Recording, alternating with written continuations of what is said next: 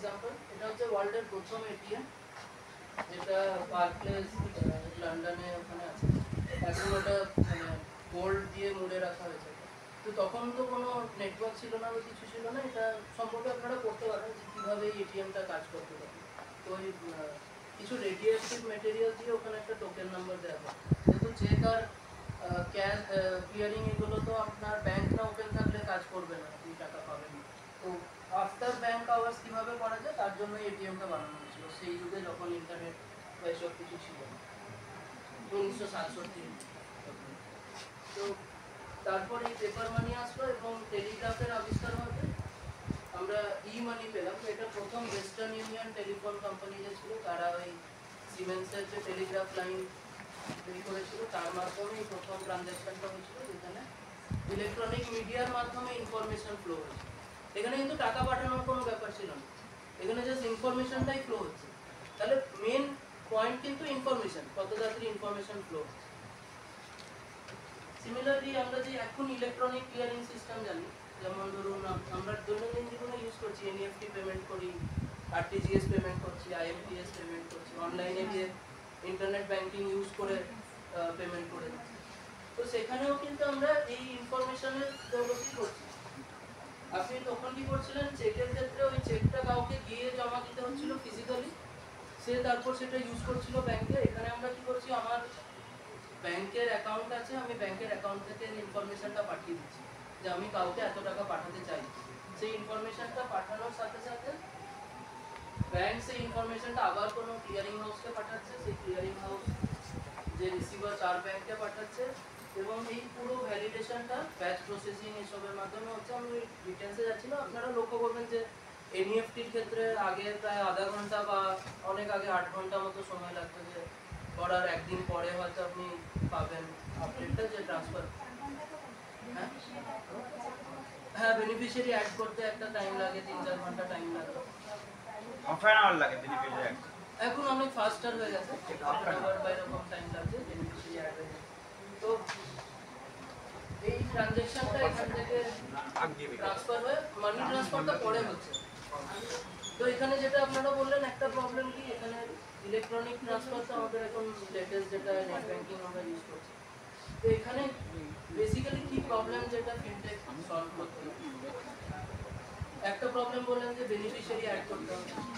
আচ্ছা, আমি আমার অ্যাক্সিস ব্যাংকে টাকা আছে, আমি কি এসবিআই থেকে সেই টাকাটা অন্য কাউকে পাঠাতে পারবো?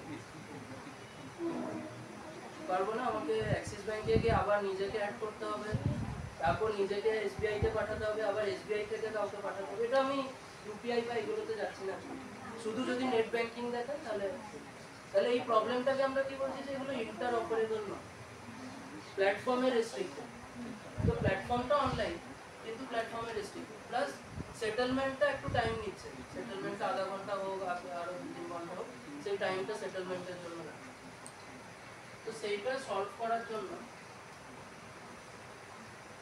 তারপর আমরা আরো ক্রেডিট কার্ড এসব পেয়েছি প্রথম দিককার 1950 সালে, এবং কার্ড ট্রানজ্যাকশন সিস্টেমও কিছুটা হেল্প করেছে ইন্টারঅপারেবিলিটিতে, যে আপনি সোয়াইপ করলেন মেশিনে, ওখান থেকে প্রসেস হয়ে যায়। এখানে আরেকটা ইনোভেশন হয়েছে, সেটা হচ্ছে যে যেটা টেকনিক্যাল ইনোভেশন। আগে কি হয়েছিল, আরবিআই বা সেন্ট্রাল ব্যাংকের প্রসেসিং হাউসরা প্রসেস করেছে সব ট্রানজ্যাকশন, এবং তারা ভীষণভাবে লোডেড, এতগুলো ব্যাংক আছে, সবারই এত ট্রানজ্যাকশন, কোটি কোটি ট্রানজ্যাকশন এসে ঢুকছে, এবং তার মধ্যে ভুল হয়ে যাওয়া সম্ভব। তার জন্য কি হলো, এখানে একটা প্রাইভেট পার্টি এসে বললো যে আমি তোমার এই রোলটা প্লে করতে রাজি। কোন প্রাইভেট পার্টি যদি আপনারা আমরা জানি, দৈনন্দিন শুনছি না,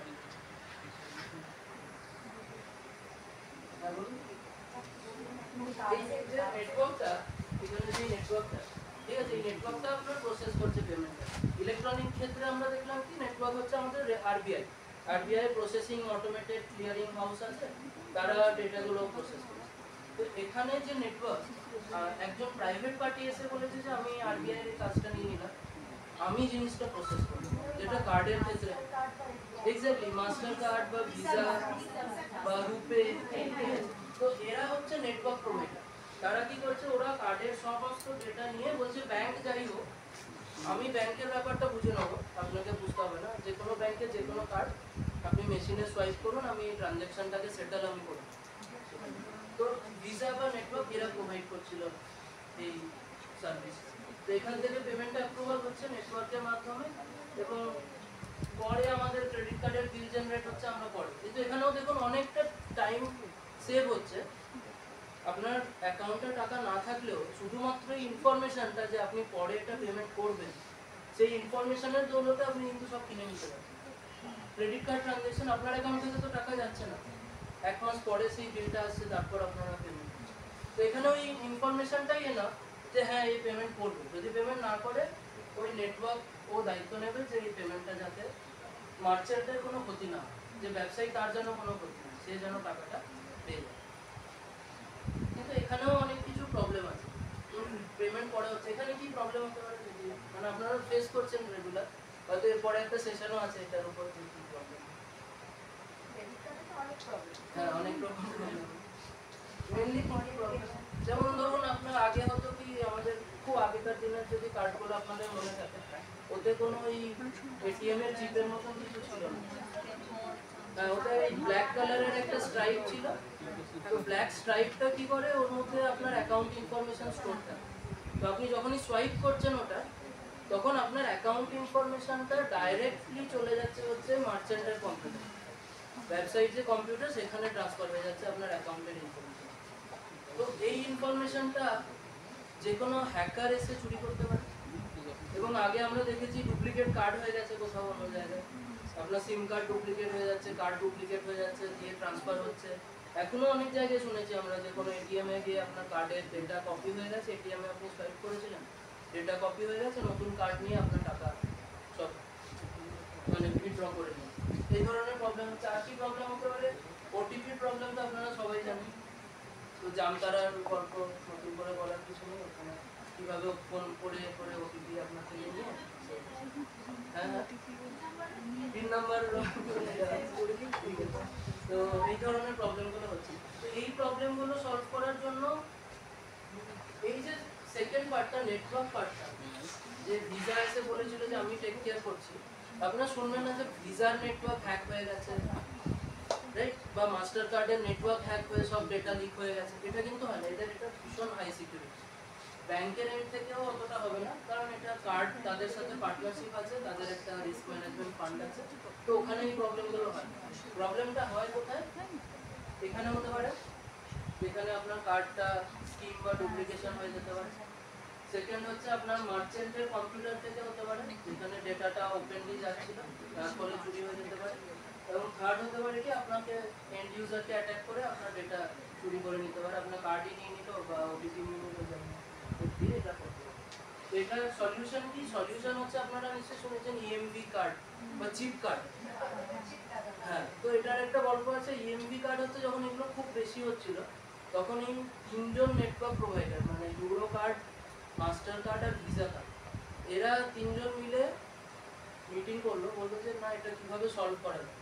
তো তখন ওরা বললো যে না, ডেটাটা যতদিন এই লাইনের মাধ্যমে যাবে, পাস অন হবে, এই মার্চেন্ট হোক বা এই হোক, ওপেনলি যত আমার অ্যাকাউন্ট নাম্বার ডেটা যাবে এটা হ্যাক হবে।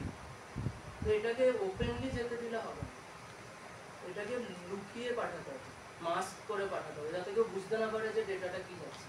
তো তার জন্য ওরা কি বললো যে না, প্রত্যেকটা কার্ডে তাহলে একটা করে কম্পিউটার বসিয়ে দেওয়া যায়, যে আপনার কার্ডে যে ছোট্ট চিপটা আছে সেটা অ্যাকচুয়ালি একটা ইন্টিগ্রেটেড সার্কিট বা একটা কম্পিউটার।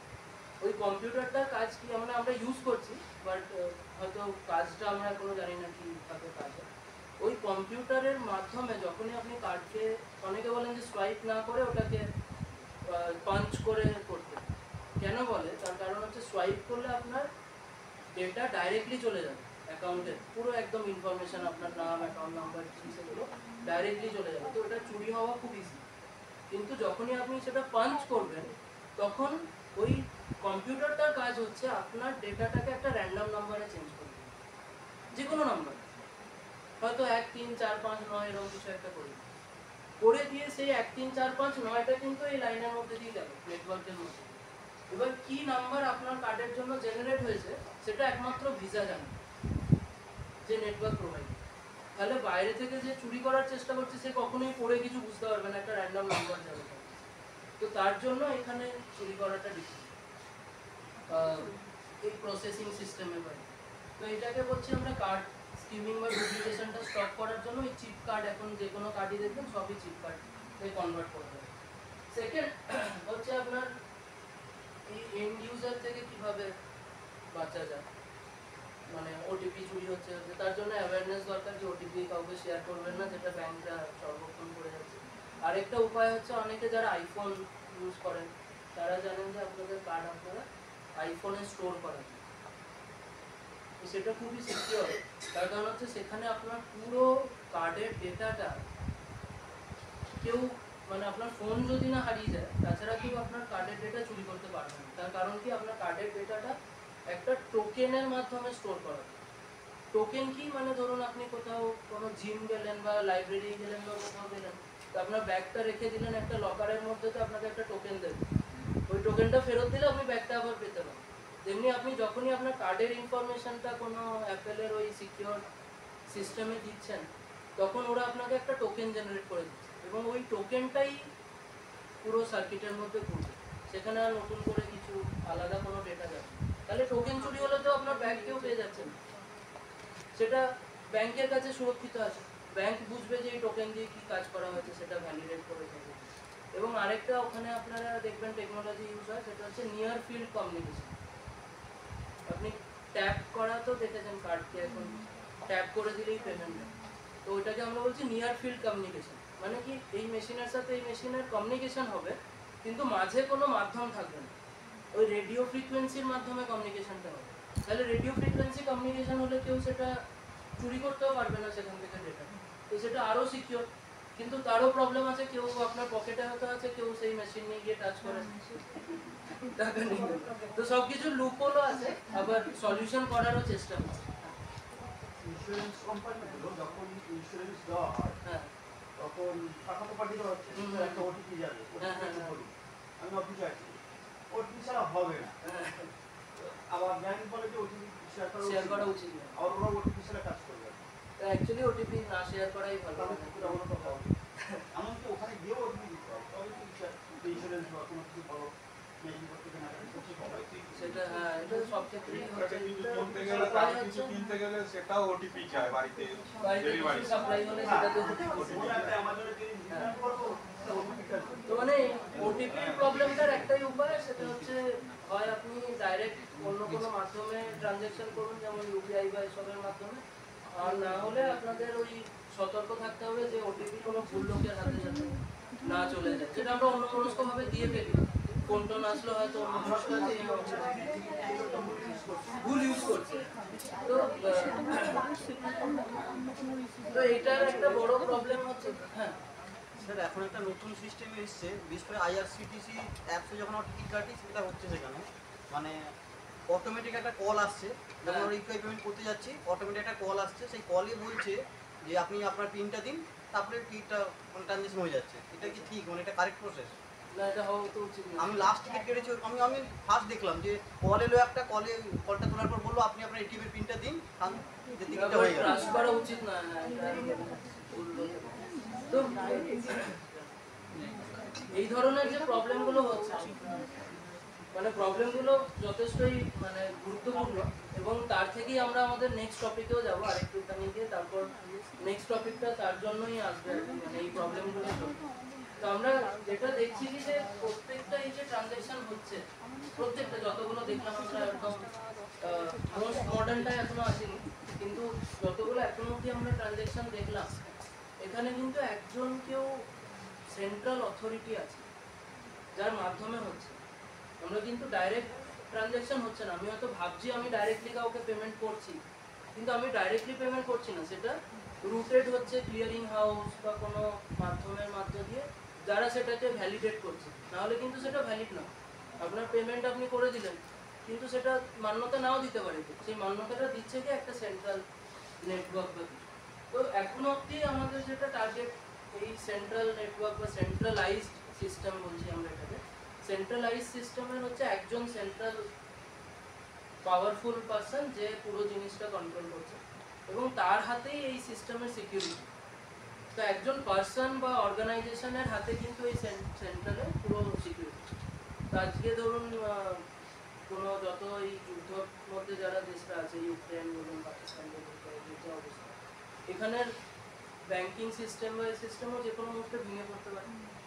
সেখানেও ট্রাস্ট করা সম্ভব নয় যে ওখানে কি হচ্ছে। তো ওই সেন্ট্রাল সিস্টেমের উপর ট্রাস্ট করেই কিন্তু তাদেরও মনিটারি সিস্টেম এখনো চলছে।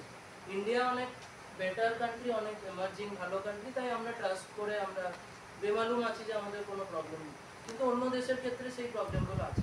তো আমরা ওই প্রবলেমটায় পরে আসবো, যে এই যে সিকিউরিটি অ্যাটাক হচ্ছে বা সেন্ট্রাল প্রবলেম হচ্ছে, তার আগে আরেকটু তাড়াতাড়ি কিভাবে ইনফরমেশন ট্রান্সফার হয় সেটা দেখবো হচ্ছে এই গল্পটার মাধ্যমে।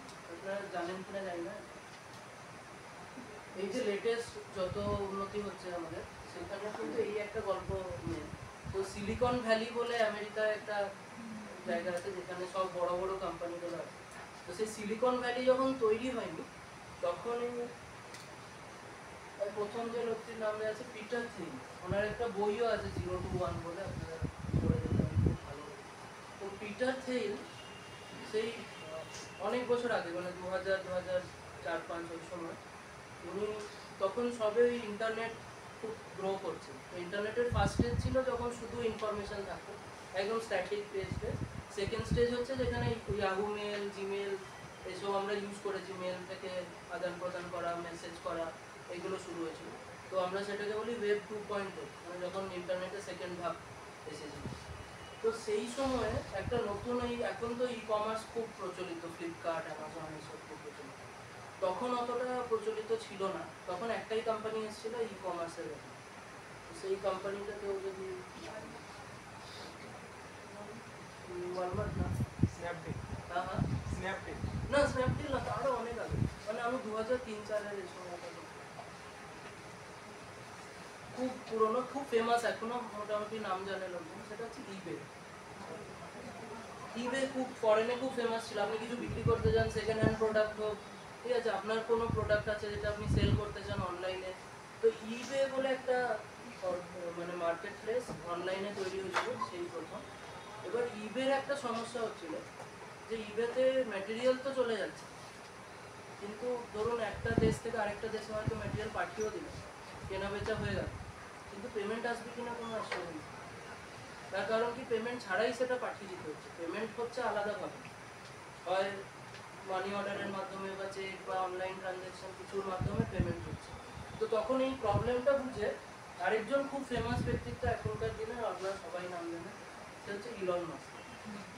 তো ইলন মাস্কের এখন যে টুইটারকে এক্সে নাম উনি পরিবর্তিত করেছেন, তো ওনার নিজের একটা কোম্পানি ছিল x.com, তখন ওনার একটা কোম্পানি ছিল x.com, এবং ওনারা এই পিটার থিল, ইলন মাস্ক এরা মিলে একটা ব্যাংক তৈরি করার কথা বলেছিল, যেটা পুরোপুরি আজকের দিনের মতো ডিজিটাল ব্যাংক হবে। মানে সেটা কেউ কোনো ব্রাঞ্চ থাকবে না বা কিছু থাকবে না, ডিজিটালি অনলাইনের একটা ব্যাংক, তার কোনো ব্রাঞ্চ বা এরকম কিছু অফিস থাকবে। তো তখন ওরা বললো যে এই যে প্রবলেমটা ইবেতে হচ্ছে, তার জন্য ওরা একটা সলিউশন পাবে, যে কিভাবে এটা সলভ করা যায়। তো সলিউশনটা কি, খুব এখন আপনারা খুব ভালোভাবে বুঝবেন।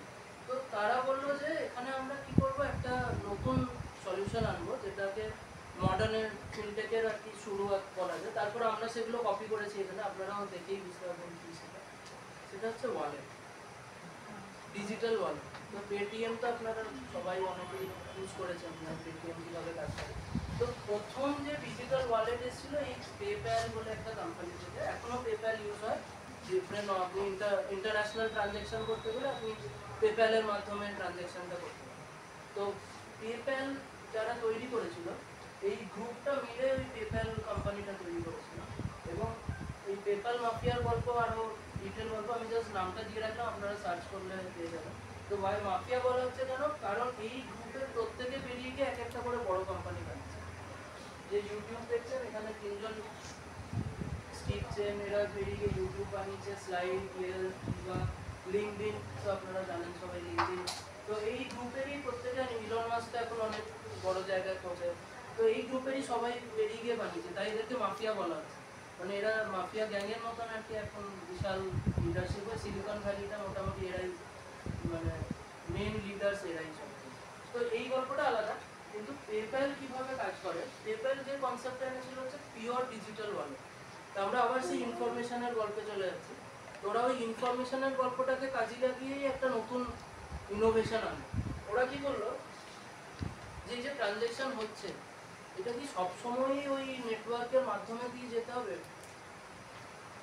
ধরুন পেটিএমে আপনি যখন টাকা পাঠান আপনি তো ডাইরেক্টলি কারোর মোবাইল নাম্বারে পাঠিয়ে দিন, তাহলে কি সেটাও কি আরবিআই থ্রু দিয়ে হয়ে যাচ্ছে? পেপ্যাল কি বললো, পেপ্যাল বললো যে আমি ওয়ালেট সিস্টেমে যাবো। ওয়ালেট কি, ধরুন আমার সাথে এই একটা পকেট আছে, আমি আরেকটা পকেট এখানে বানাবো, দিয়ে একটা পকেট আপনাদের মধ্যে কোনো একজনের নামে করে দিলাম যে এই পকেটে আমি যা টাকা রাখবো সেটা ওনার টাকা, আর আরেক পকেটটা যেটা অন্যজনার সেটা অন্যজনার নাম।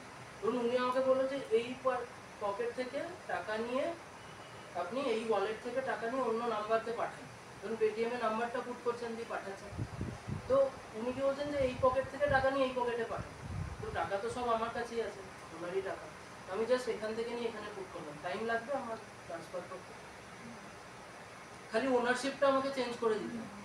সেটা আমি অনলাইন কম্পিউটারের মাধ্যমে করতে পারি যে এই 10 টাকাটা এতদিন কোনো একজনের নামে ছিল, আমি এই 10 টাকাটা আরেকজনের নামে শিফট করি। তো ওরা সেই কনসেপ্টটাই আনলো। ওরা কি বললো যে এই দুজন ব্যক্তি তো সবসময়ই রয়েছে যারা সেন্ডার ছিল, ওরা বললো যে দুজনের নামে ব্যাংক ট্যাঙ্ক যা আছে, এই ব্যাংক ক্লিয়ারিং হাউস এসব থাকুক, এদেরকে আমরা অতটা সবসময় ইনভলভ করবো না। আমরা কি করবো, এদেরকে ব্যাক এন্ডে পাঠিয়ে দেবো। পাঠিয়ে দিয়ে আমি এদের সাথে একটা অ্যাকাউন্ট খুলে নেবো, আমার একটা অ্যাকাউন্ট থাকে, সেই অ্যাকাউন্টের মধ্যে এবার আমি দুটো ওয়ালেট বানিয়ে দুটো পকেট, এবং দুটো পকেট থেকে যখনই কোনো ট্রান্সফার করতে হবে আমি এখানে অথেন্টিকেশনের মাধ্যমে ইনস্ট্যান্টলি ট্রান্সফার করব। তাহলে কি হচ্ছে, টাকাটা কিন্তু কোথাও যাচ্ছে না আমার কাছে। কেউ আপনি পেটিএম ওয়ালেটের মধ্যে টাকা রিচার্জ করলেন, টাকা ভরলেন কিছুটা ওয়ালেটে, সেই টাকাটা আমার অ্যাকাউন্টে চলে যাবে। তারপর আমি সেই টাকাটা নিয়ে আপনি কাউকে পাঠাতে বললেন, আমি পাঠিয়ে দিলাম। আমি কি সত্যি সত্যি পাঠাচ্ছি? আমি পাঠাচ্ছি না, আমি খালি আপনাকে মেসেজ দেখাচ্ছি যে আপনার এই টাকাটা 100 টাকা ছিল আপনার ওয়ালেটে, আজ থেকে 90 টাকা আপনার, 10 টাকা কিন্তু অন্যজন যার আরেকজনের ওয়ালেট। তো এই ডিজিটাল ওয়ালেট সিস্টেম থেকেই এখনকার যত এই অ্যাপ বেস পেমেন্ট হচ্ছে, এখান থেকেই পেটিএম যখন আসে তারও অনেক বছর পরে, 8-10 বছর পরে পেটিএম ইন্ডিয়াতে শুরু হলো। তো পেটিএমও এই কনসেপ্টটাই ইউজ করলো, তার সাথে আরও অনেক কিছু ইনভলভ করে দিল, এই ওয়ালেটের মাধ্যমে বিভিন্ন ট্রানজ্যাকশন। তো এটা একটা ফিনটেক ইনোভেশন যেখানে আপনার ইনস্ট্যান্ট ট্রান্সফার হচ্ছে, এখানে কোনো কিন্তু টাইম লাগেনি, জাস্ট নাম্বারটা আগে এখানে ছিল, পরের দিন নাম্বারটা ওখানে আপডেট। তো এটাও একটা ফিনটেক ইনোভেশন যেখানে পেটিএম এই পেপ্যাল থেকে পিওর ডিজিটাল ওয়ালেটের মাধ্যমে আপনার ট্রান্সফারটা সম্ভব, এবং এই ট্র্যাডিশনাল ব্যাংকের যে ইকোসিস্টেম সেটাকে কিন্তু ব্যাক এন্ডে ফেলে দেয়। তার প্রয়োজন কখন পড়বে, যখন আমি বলবো আমি ওয়ালেট থেকে টাকা বের করে নিতে চাই, আমি আমার ওয়ালেটের মধ্যে আর টাকা রাখবো না, তখন আমার ব্যাংকের অ্যাকাউন্টের প্রয়োজন হবে, তখন ওনার অ্যাকাউন্ট থেকে আমাদের অ্যাকাউন্টে ট্রান্সফার করতে, তাছাড়া কিন্তু প্রয়োজন হবে। তো এই ইনোভেশনটার একটাই লুপহোল ছিল যে আপনি আগে ওয়ালেটে টাকা রাখলে কিন্তু আপনাকে ইন্টারেস্ট দেন। পেটিএম ওয়ালেটে বা ফোনপে ওয়ালেটে যদি আপনি টাকা রাখেন ওখানে কিন্তু সুদ আপনাকে দেবে না, ব্যাংকে টাকা থাকলে আপনাকে 2%ও দেবে, তাতে যদি কার্ডের জন্য কেটে নেন সেটাও আলাদা, কিন্তু তাও আপনাকে 2% ইন্টারেস্ট দেবে, যাই টাকা থাকুক আপনার তার উপর 2% ইন্টারেস্ট দেবে, কিন্তু এখানে দিচ্ছিল না। তাতে আরেকজন ইনোভেটিভ পার্সন এলো, যেটা যার হয়তো নাম আপনারা শুনেছেন অলরেডি, সেটা হচ্ছে আলিবাবা। জানেন আপনারা সবাই? আলিবাবা হচ্ছে জ্যাক মা যিনি আলিবাবা বা এই পেমেন্ট সিস্টেম বানিয়েছেন। তো উনি বললেন কি যে ঠিক আছে আমি এতে সুদও দেবো, ইন্টারেস্টও দেবো। কিভাবে দেবো, আমি এই টাকাটাই অন্য মার্কেটে কোথাও ইনভেস্ট করবো, করে আপনাকে সুদ দেবো, ব্যাংকিং সিস্টেম থেকে সুদ। তো এই একটা ইনোভেটিভ অবস্থা। এবার একটা খুব মানে আপনারা সবাই একটু লক্ষ্য রাখবেন, এখানে একটা খুব ইম্পর্টেন্ট অ্যানালিসিস আপনাদের কি করতে হবে। এটা হচ্ছে এই কোম্পানিগুলো হচ্ছে ফিনটেকের সব থেকে টপ যে কোম্পানি, তাদের নাম টপ 12 কোম্পানির নাম আছে এখানে। তাদের ভ্যালুয়েশন $1 বিলিয়ন দেওয়া আছে, তাদের এটা একটু ডেটেড $1 বিলিয়ন কত তাদের ভ্যালু দেওয়া আছে, আর তাদের কান্ট্রিগুলো দেওয়া আছে। ঠিক, তো এই ডেটা থেকে আপনি কান্ট্রিগুলো দেখে বলতে হবে টপ কান্ট্রি কারা যেখান থেকে সব থেকে বেশি কোম্পানিগুলো তৈরি হয়েছে। ইউএসএ সব থেকে বেশি, চায়না টপে আছে একটাই কোম্পানি তো অ্যান্ড যেটা আলিবাবার বললাম জ্যাকমা, আলিবাবার অ্যান্ড টেকনোলজি কোম্পানি তারা এখন টপে আছে। আর তাছাড়া পেপ্যাল দেখুন সেকেন্ড নম্বরে, তারপর স্ট্রাইপ, ওই পেপ্যাল মাফিয়া গ্রুপের যারা ছিল তারাই সব টপে। ঠিক আছে, এটা একটা স্ট্যাটিস্টিক্স, এটা আপনারা মনে রাখবেন যে সব যে টপ কোম্পানিগুলো সেগুলো ইউএস, চায়না, কানাডা মানে ওয়েস্টার্ন ইউরোপিয়ান কান্ট্রিগুলো থেকেই বিলং করছে।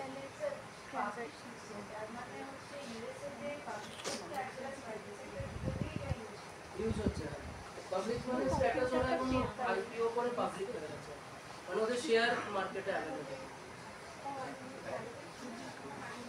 মার্কেটে শেয়ার মানে ইউএসএ তে আছে, চায়নাতে এখন ওরা লিস্টেড ইন ইউএস। তো সেকেন্ড হচ্ছে এই ডেটা, এই ডেটা থেকে আপনি কি বুঝতে পারছেন, কি আপনাদের এগিয়ে দিচ্ছে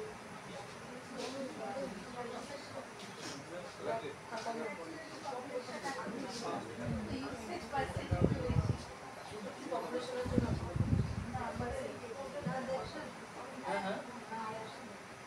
না দেখুন উপরে কিন্তু লেখা আছে percentage of digitally active population. Digitally active কারা, মানে যারা মোটামুটি কোনো কম্পিউটার, ফোন, ডিভাইসেস ইউজ করতে পারে, তাদের ডিজিটাল প্রেজেন্স আছে তাদের। সেই ডিজিটালি অ্যাক্টিভ পপুলেশনের মধ্যে চায়নার 69% হচ্ছে ফিনটেক ইউজার, মানে ওই যে কোম্পানিগুলো দেখলেন তাদের ইউজার হচ্ছে কিন্তু চায়না থেকে সব থেকে বেশি 69%, ইন্ডিয়া থেকে নেক্সট 52%, ইউকে, ব্রাজিল, এই কান্ট্রিগুলো তো কোনোটাই ওয়েস্টার্ন বা ইউরোপিয়ান কান্ট্রি নয়, এরা সব ইন্ডিয়ান কান্ট্রি। কোম্পানিগুলো তৈরি হচ্ছে ইউএস, ইউরোপ, কানাডা এইসব দেশে, কিন্তু ইউজার সব এখানে। এর কারণ কি হতে পারে? ইউজার তো ওখানে বেশি হওয়া উচিত ছিল, ওখানে তৈরি হচ্ছে। তাহলে আমরা তো ভাবি যে ওয়েস্টার্ন খুব স্মার্ট, ওরা নিশ্চয়ই বেশি ফিনটেক ইউজ করে, আমরা করি না বেশি, কিন্তু এখানে দেখা যাচ্ছে আমরাই বেশি ইউজ করছি, ইন্ডিয়া, চায়না বেশি ইউজ করছে। এবং এটা একটা পার্সেন্টেজ, মানে সেরকম দেখতে গেলে তো ইউএস, ইউরোপের লোকজন তো খুবই ডিজিটালি অ্যাক্টিভ, তাহলে ওদের ক্ষেত্রে তো 100% হওয়া উচিত। সবাই অনলাইন ছাড়া পেমেন্টই করে না, বা কিছু ট্রানজ্যাকশন করলেই অনলাইনে করে বা ডিজিটালি করে, কিন্তু সেটা তো নয়। এখানে আপনি দেখুন জাপান 14%, সিঙ্গাপুর অনলি 23%, এত ডেভেলপ কান্ট্রি। নেদারল্যান্ডস যেটা ওয়ার্ল্ডের মানে এত হ্যাপিয়েস্ট কান্ট্রি, খুব ভালো, ওদের ইন্ডাস্ট্রি, টেকনোলজি সব কিছু অ্যাডভান্স, কিন্তু তারা অনলি 26%, 27% তারা ইউজ করেছে। মানে কারণটা কি হতে পারে? এটা আমি যখন প্রথম দেখলাম আমারও খুব চিন্তা হয়েছিল যে কেন এটা হতো। মানে আমি ভাবতাম যে হয়তো ওয়েস্টার্নরাই বেশি ইউজ করছে, কিন্তু দেখা যাচ্ছে ইন্ডিয়ানরা বেশি ইউজ করছে। এর কারণটা কি হতে পারে?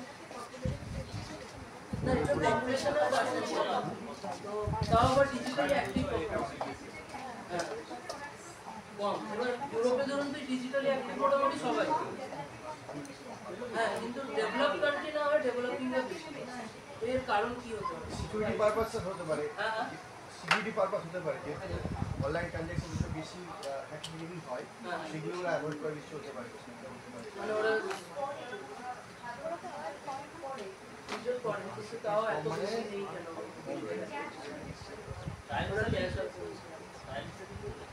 টাইম সেভিং তো এতে বেশি, ফিনটেক ইউজ করলে বেশি টাইম সেভিং।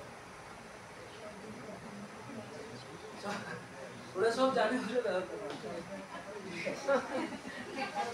না, ঠিকই বলেছেন। মানে ওনারা মানে জেনারেলি দেখা যায় যারা ফাইন্যান্স পড়ায় তারাই স্টক মার্কেটে কম ইনভেস্ট করে, রিস্ক নিতে চায় না তারা, তো এটাও হয় অনেক সময়। কিন্তু এখানে একটা আরেকটা স্ট্যাটিস্টিক্স দেখায়, তাহলে আপনারাই উত্তর দিতে পারবেন।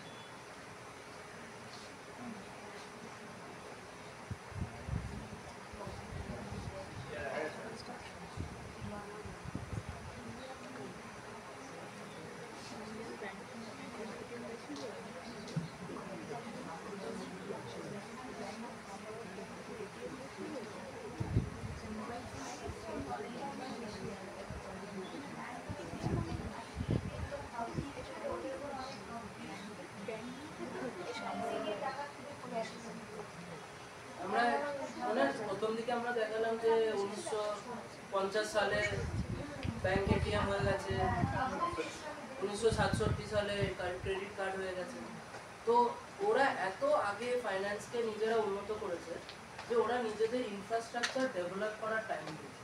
তাতে কি হয়েছে, ওরা প্রচুর প্রচুর ব্যাংক বানিয়েছে, প্রত্যেক পাড়ায় পাড়ায় ব্যাংকের ব্রাঞ্চ আছে, এটিএম মেশিন আছে, কিন্তু অত লোক সংখ্যা বাড়েনি, ওদের লোক সংখ্যা কমেছে। তাহলে কি হচ্ছে, পার 1 লাখ পিপলে যেখানে ইউকে ব্যাংক হচ্ছে 124টা, ইউএসএ হচ্ছে 173টা, 1 লাখ প্রতি 1 লাখ পিপলে, সেখানে চায়নাতে হচ্ছে 37টা, প্রত্যেক 1 লাখ পিপল থেকে অনলি 37টা এটিএম আছে। ঠিক আছে, তারপরে দেখুন মোবাইল ফোনের পার্সেন্টেজ ইউকে ইউএসএ তে মোটামুটি এগুলো বেশি আছে, চায়নাতেও বেশি আছে, কিন্তু উইদাউট এ ব্যাংক অ্যাকাউন্ট, যাদের ব্যাংক অ্যাকাউন্টই নেই তারা হচ্ছে অনলি 37%, যেটা কিনা ইউকে ইউএসএ এর ক্ষেত্রে অনলি 2 to 3%। ইন্ডিয়ার স্ট্যাটিস্টিক্স দেখলে হয়তো তাই জানতে পারবো আমরা, ইন্ডিয়ার এখনো আমাদের নতুন নতুন স্কিম সব আসছে বলে, গভর্নমেন্ট অনেক চিন্তা করছে বলে এখন সবারই অ্যাকাউন্ট রয়েছে, কিন্তু এখনো অনেক লোকজন আছে যাদের কিন্তু ব্যাংক অ্যাকাউন্টই নেই, কিন্তু তাদের কাছে মোবাইল ফোন আছে। তাহলে তারা জনধন যোজনার জন্য এখন অ্যাকাউন্ট চলে এসেছে, হ্যাঁ, তো তার জন্য এখন চলে এসেছে। ইন্ডিয়ার ডেটা নেই, চায়না ডেটা, হ্যাঁ কি বলছেন, পলিসি করেছে বলে তাই জন্য এখন অ্যাকাউন্ট হয়েছে, কিন্তু অ্যাকাউন্টের অতটা ইউজ হলো। তো এখান থেকে একটাই ব্যাংকে কেউ বেশি যাচ্ছে না, প্লাস আপনি রুরাল সাইডে যাবেন, রুরাল সাইডে হচ্ছে এটিএম খুব কম, এটিএম ব্রাঞ্চ নেই, থাকলেও ক্যাশ নট অ্যাভেলেবল বোর্ড পাবে না।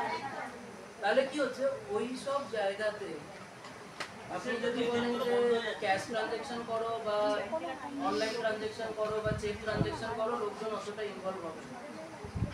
তখন তারা কি করছে, তারা বলছে আমার ইউপিআই হলে সুবিধা, আমি ইউপিআই স্ক্যান করবো, পেমেন্ট করবো।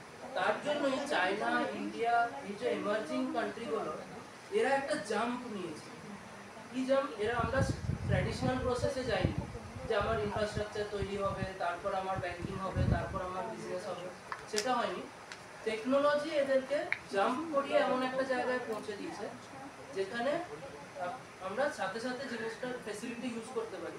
জাস্ট একটা অ্যাকাউন্ট থাকলেই হলো, কোন ব্রাঞ্চে কোথায় আছে জানার দরকার নেই, অনলাইন ব্রাঞ্চ থেকেও যদি একটা অ্যাকাউন্ট থাকে, আপনি ইউপিআই ফেসিলিটি, একটা ফোন নাম্বার থাকলে আপনি পেটিএম ফেসিলিটি, এগুলো আপনি ইউজ করতে পারেন। তো এই গল্পটা শুধু ইন্ডিয়ার জন্য নয়, অনেক কান্ট্রির ক্ষেত্রে হয়েছে। একটা এক্সাম্পল আমি বলছি, যেখানে কিন্তু ইন্টারনেটও খুব কম। কেনিয়াতে আজ থেকে ভোডাফোনের নাম তো আপনারা জানেন সবাই, ভোডাফোন। তো ভোডাফোনের অনলি এই ছোট 2G মোবাইল ফোন সার্ভিস ছিল, কিন্তু ওদের পেমেন্ট সিস্টেম মানে ব্যাংকিং সিস্টেম একদমই খারাপ অবস্থা ছিল, ব্যাংক ছিলই। তো সেখানে লোকজন বিজনেস করবে কীভাবে, এবং লোকজন গরিব। কেনিয়াতে খুব প্রচুর মানুষ যারা অনেক ভিলেজে রিমোট এরিয়া আছে, তারা বিজনেস করতেই পারছে না, দূর দূরান্তের সাথে নিজেদের এরিয়ায় লিমিটেড ছিল।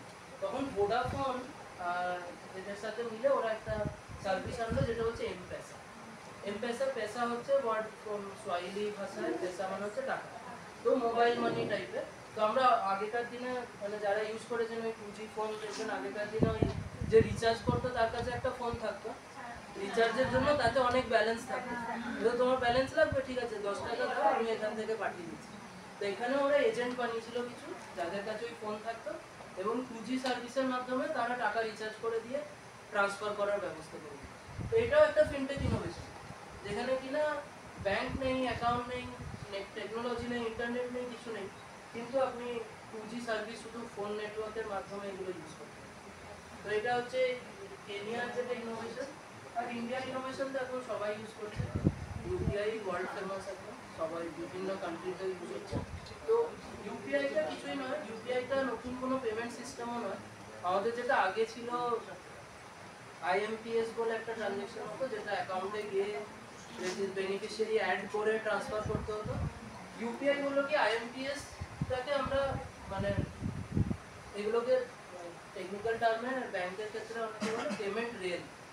রেল মানে কিছুই নয়, ধরুন আপনি বালিগঞ্জ থেকে শিয়ালদা যাবেন, তো আপনার কাছে 3-4টে কম্বিনেশন আছে। একটা কি লোকাল ট্রেনে যান, সেটা একটু বেশি টাইম নেবে, এক্সপ্রেস ট্রেনে চলে যান, তাহলে উইদিন কিছু মিনিটের মধ্যে পৌঁছে যান। তো তার জন্য আলাদা আলাদা লাইন করা আছে। তো পেমেন্ট রেলের মধ্যে এনইএফটিটা হচ্ছে স্লো, ওখান দিয়ে গেলে একটু টাইম নেবে, আধা ঘন্টা থেকে 2 ঘন্টা 3 ঘন্টার মতো নিতে পারে। আর আইএমপিএস এ গেলে সাথে সাথে এক্সপ্রেস ট্রেনের মতন আপনি চলে যেতে পারেন। তো আইএমপিএসটা হচ্ছে একটা পেমেন্ট রেল, সেই রেলের মধ্যে ইউপিআই হচ্ছে একটা ফেসিলিটি। ইউপিআই বলছে আমি আর ওই বেনিফিশিয়ারি অ্যাড ফ্যাড এইসবের মধ্যে যাবো না, আমার কাছে তুমি ডাইরেক্ট ট্রান্সফার করো, বেনিফিশিয়ারি কি কোন ব্যাংকের কোথা থেকে আসছে সব দুটো ব্যাংক মিলে বুঝে নেবে, কার অ্যাকাউন্ট থেকে কার অ্যাকাউন্টে যাচ্ছে সেটা ব্যাংকরা বুঝে নিতে পারবে, কিন্তু ইউপিআই ফেসিলিটিটা দেন এন্ড দেয়ার হবে, মানে কি ইনফরমেশন ট্রান্সফার আরও ফাস্টার হবে। তো আপনি আমরা ওই আইএমপিএস রেলই ইউজ করছি আর একটু ফাস্টভাবে ইউপিআই সিস্টেমের মাধ্যমে, যেখানে না এখন তো রুপে কার্ড দিয়েও ইউজ করা যাচ্ছে, সেই ফেসিলিটিগুলো নিয়ে যাচ্ছে। তো ইউপিআই হচ্ছে একটা ইন্ডিয়ান ইনোভেশন, যেটা আমাদের national payment corporation of India করেছে এবং সেটা ভীষণভাবে সব ওয়ার্ল্ডই অ্যাকসেপ্ট করছে। অত ভালো সিস্টেম অন্য কোনো কান্ট্রি এখনো ইউপিআই ইউজ করতে। ঠিক আছে, এইবার একটা ওভারঅল পিকচার ফিনটেকের, কারণ অলরেডি অনেকটা টাইম বেরিয়ে গেছে। তো ফিনটেকের যেটা আমরা বললাম আগে, একটা ব্যাংক কি ধরুন এসবিআই, আপনি ব্যাংকে গেলেন, ওখানে বললেন আমি লোন নেব, ওই ডেস্কটায় চলে যাবে, ওই ম্যানেজারের সাথে কথা বলবেন, ধরুন আমি টাকা উইথড্র করবো, ওই কাউন্টারে লাইন নেই। তো একটা ব্যাংকের ভেতরেই লোনও দেওয়া হচ্ছে, পেমেন্টও করা হচ্ছে। আপনি বললেন আমি স্টক মার্কেটে কিছু টাকা ইনভেস্ট করবো, এমআইএস করবো, আরডি করবো, তো ঠিক আছে আরেকজনের কাছে চলে যাবে। তো একটা ব্যাংকের যে ডিফারেন্ট ফাংশন, সেটা হচ্ছে ডিপোজিট করা, পেমেন্ট ট্রান্সফার করা, লোন দেওয়া, ক্রেডিট কার্ড ইস্যু করা, আবার কোম্পানিকে লোন দেওয়া, ব্যবসাকে লোন দেওয়া, তারপর কোথাও আপনি ইনভেস্ট করবেন তার জন্য অ্যাডভাইস দেওয়া, ট্রেডিং করা, ইন্স্যুরেন্সও অনেক ব্যাংক করতো আগে, ইন্স্যুরেন্স সেল করা, এইগুলো সব কাজ ছিল। তো এই সব কাজ ছিল ট্র্যাডিশনাল সিস্টেমে, কাজ ছিল হচ্ছে একটা ব্যাংকে, এসবিআই তো এসবিআই, অ্যাক্সিস ব্যাংক তো অ্যাক্সিস ব্যাংক, তার মধ্যেই সব কিছু হচ্ছে। এখন নতুন যে ব্যাংকরা আসছে তাদেরকে আমরা ঠিক ব্যাংক হিসাবে চিনি না, তাদেরকে আমরা অ্যাপ হিসাবেই চিনি, সেটাকে বলছে নিও ব্যাংক। নিও ব্যাংক মানে তারা হচ্ছে চ্যালেঞ্জার ব্যাংক। তারা কি বলছে যে তুমি সবকটা বিষয়ে এক্সপার্ট হতে পারো, আমি একটা বিষয়ে এক্সপার্ট হয়ে যাবো। তো প্রত্যেকটা বিষয়ের জন্য আলাদা আলাদা চ্যালেঞ্জার আছে। তো এই তিনটে কাজ, মেনলি তিনটে কাজ ব্যাংকের: মানি ট্রান্সফার করা, টাকা রেজিং মানে টাকা মানে ব্যবসার জন্য টাকা ইনভেস্ট করা বা করা, আর ইনভেস্টিং মানি। এই তিনটে কাজের জন্য এখন আমরা ডিফারেন্ট ব্যাংক আছে। যেমন শুধু যদি ডিপোজিট অ্যাকাউন্টে আপনি শুধু টাকা রাখতে চান, তাহলে অ্যালি, মনজো, N26 এরকম আমাদের খুব একটা ইউজ হয় না। এটা অন্য কান্ট্রিতে ডিপোজিটের জন্য বেশি ইন্টারেস্ট দেয় ওরা, তার জন্য ইউজ হয়। এখন কিছু কিছু ব্যাংক আছে, তারা বন্ধন ব্যাংক বা এরা তারা বলে আপনি অনলাইনে রাখুন টাকা আমাদের, তাহলে আপনি বেশি ইন্টারেস্ট পাবেন। তো এগুলো অনলি ডিপোজিটের জন্য এরা ভালো। সেকেন্ড হচ্ছে পেমেন্ট ট্রান্সফার। তো পেপ্যাল আমরা দেখলাম যে ট্রান্সফারের জন্য এইসব চলে এসছে, ভিচ্যাট, স্কোয়ার, হ্যাঁ বিটকয়েনটা আলাদা, আমরা বিটকয়েন পরে বুঝবো একটু পরে। ভেনমো, এগুলো হচ্ছে সোশ্যাল মিডিয়ার মাধ্যমে পেমেন্ট করা যায়।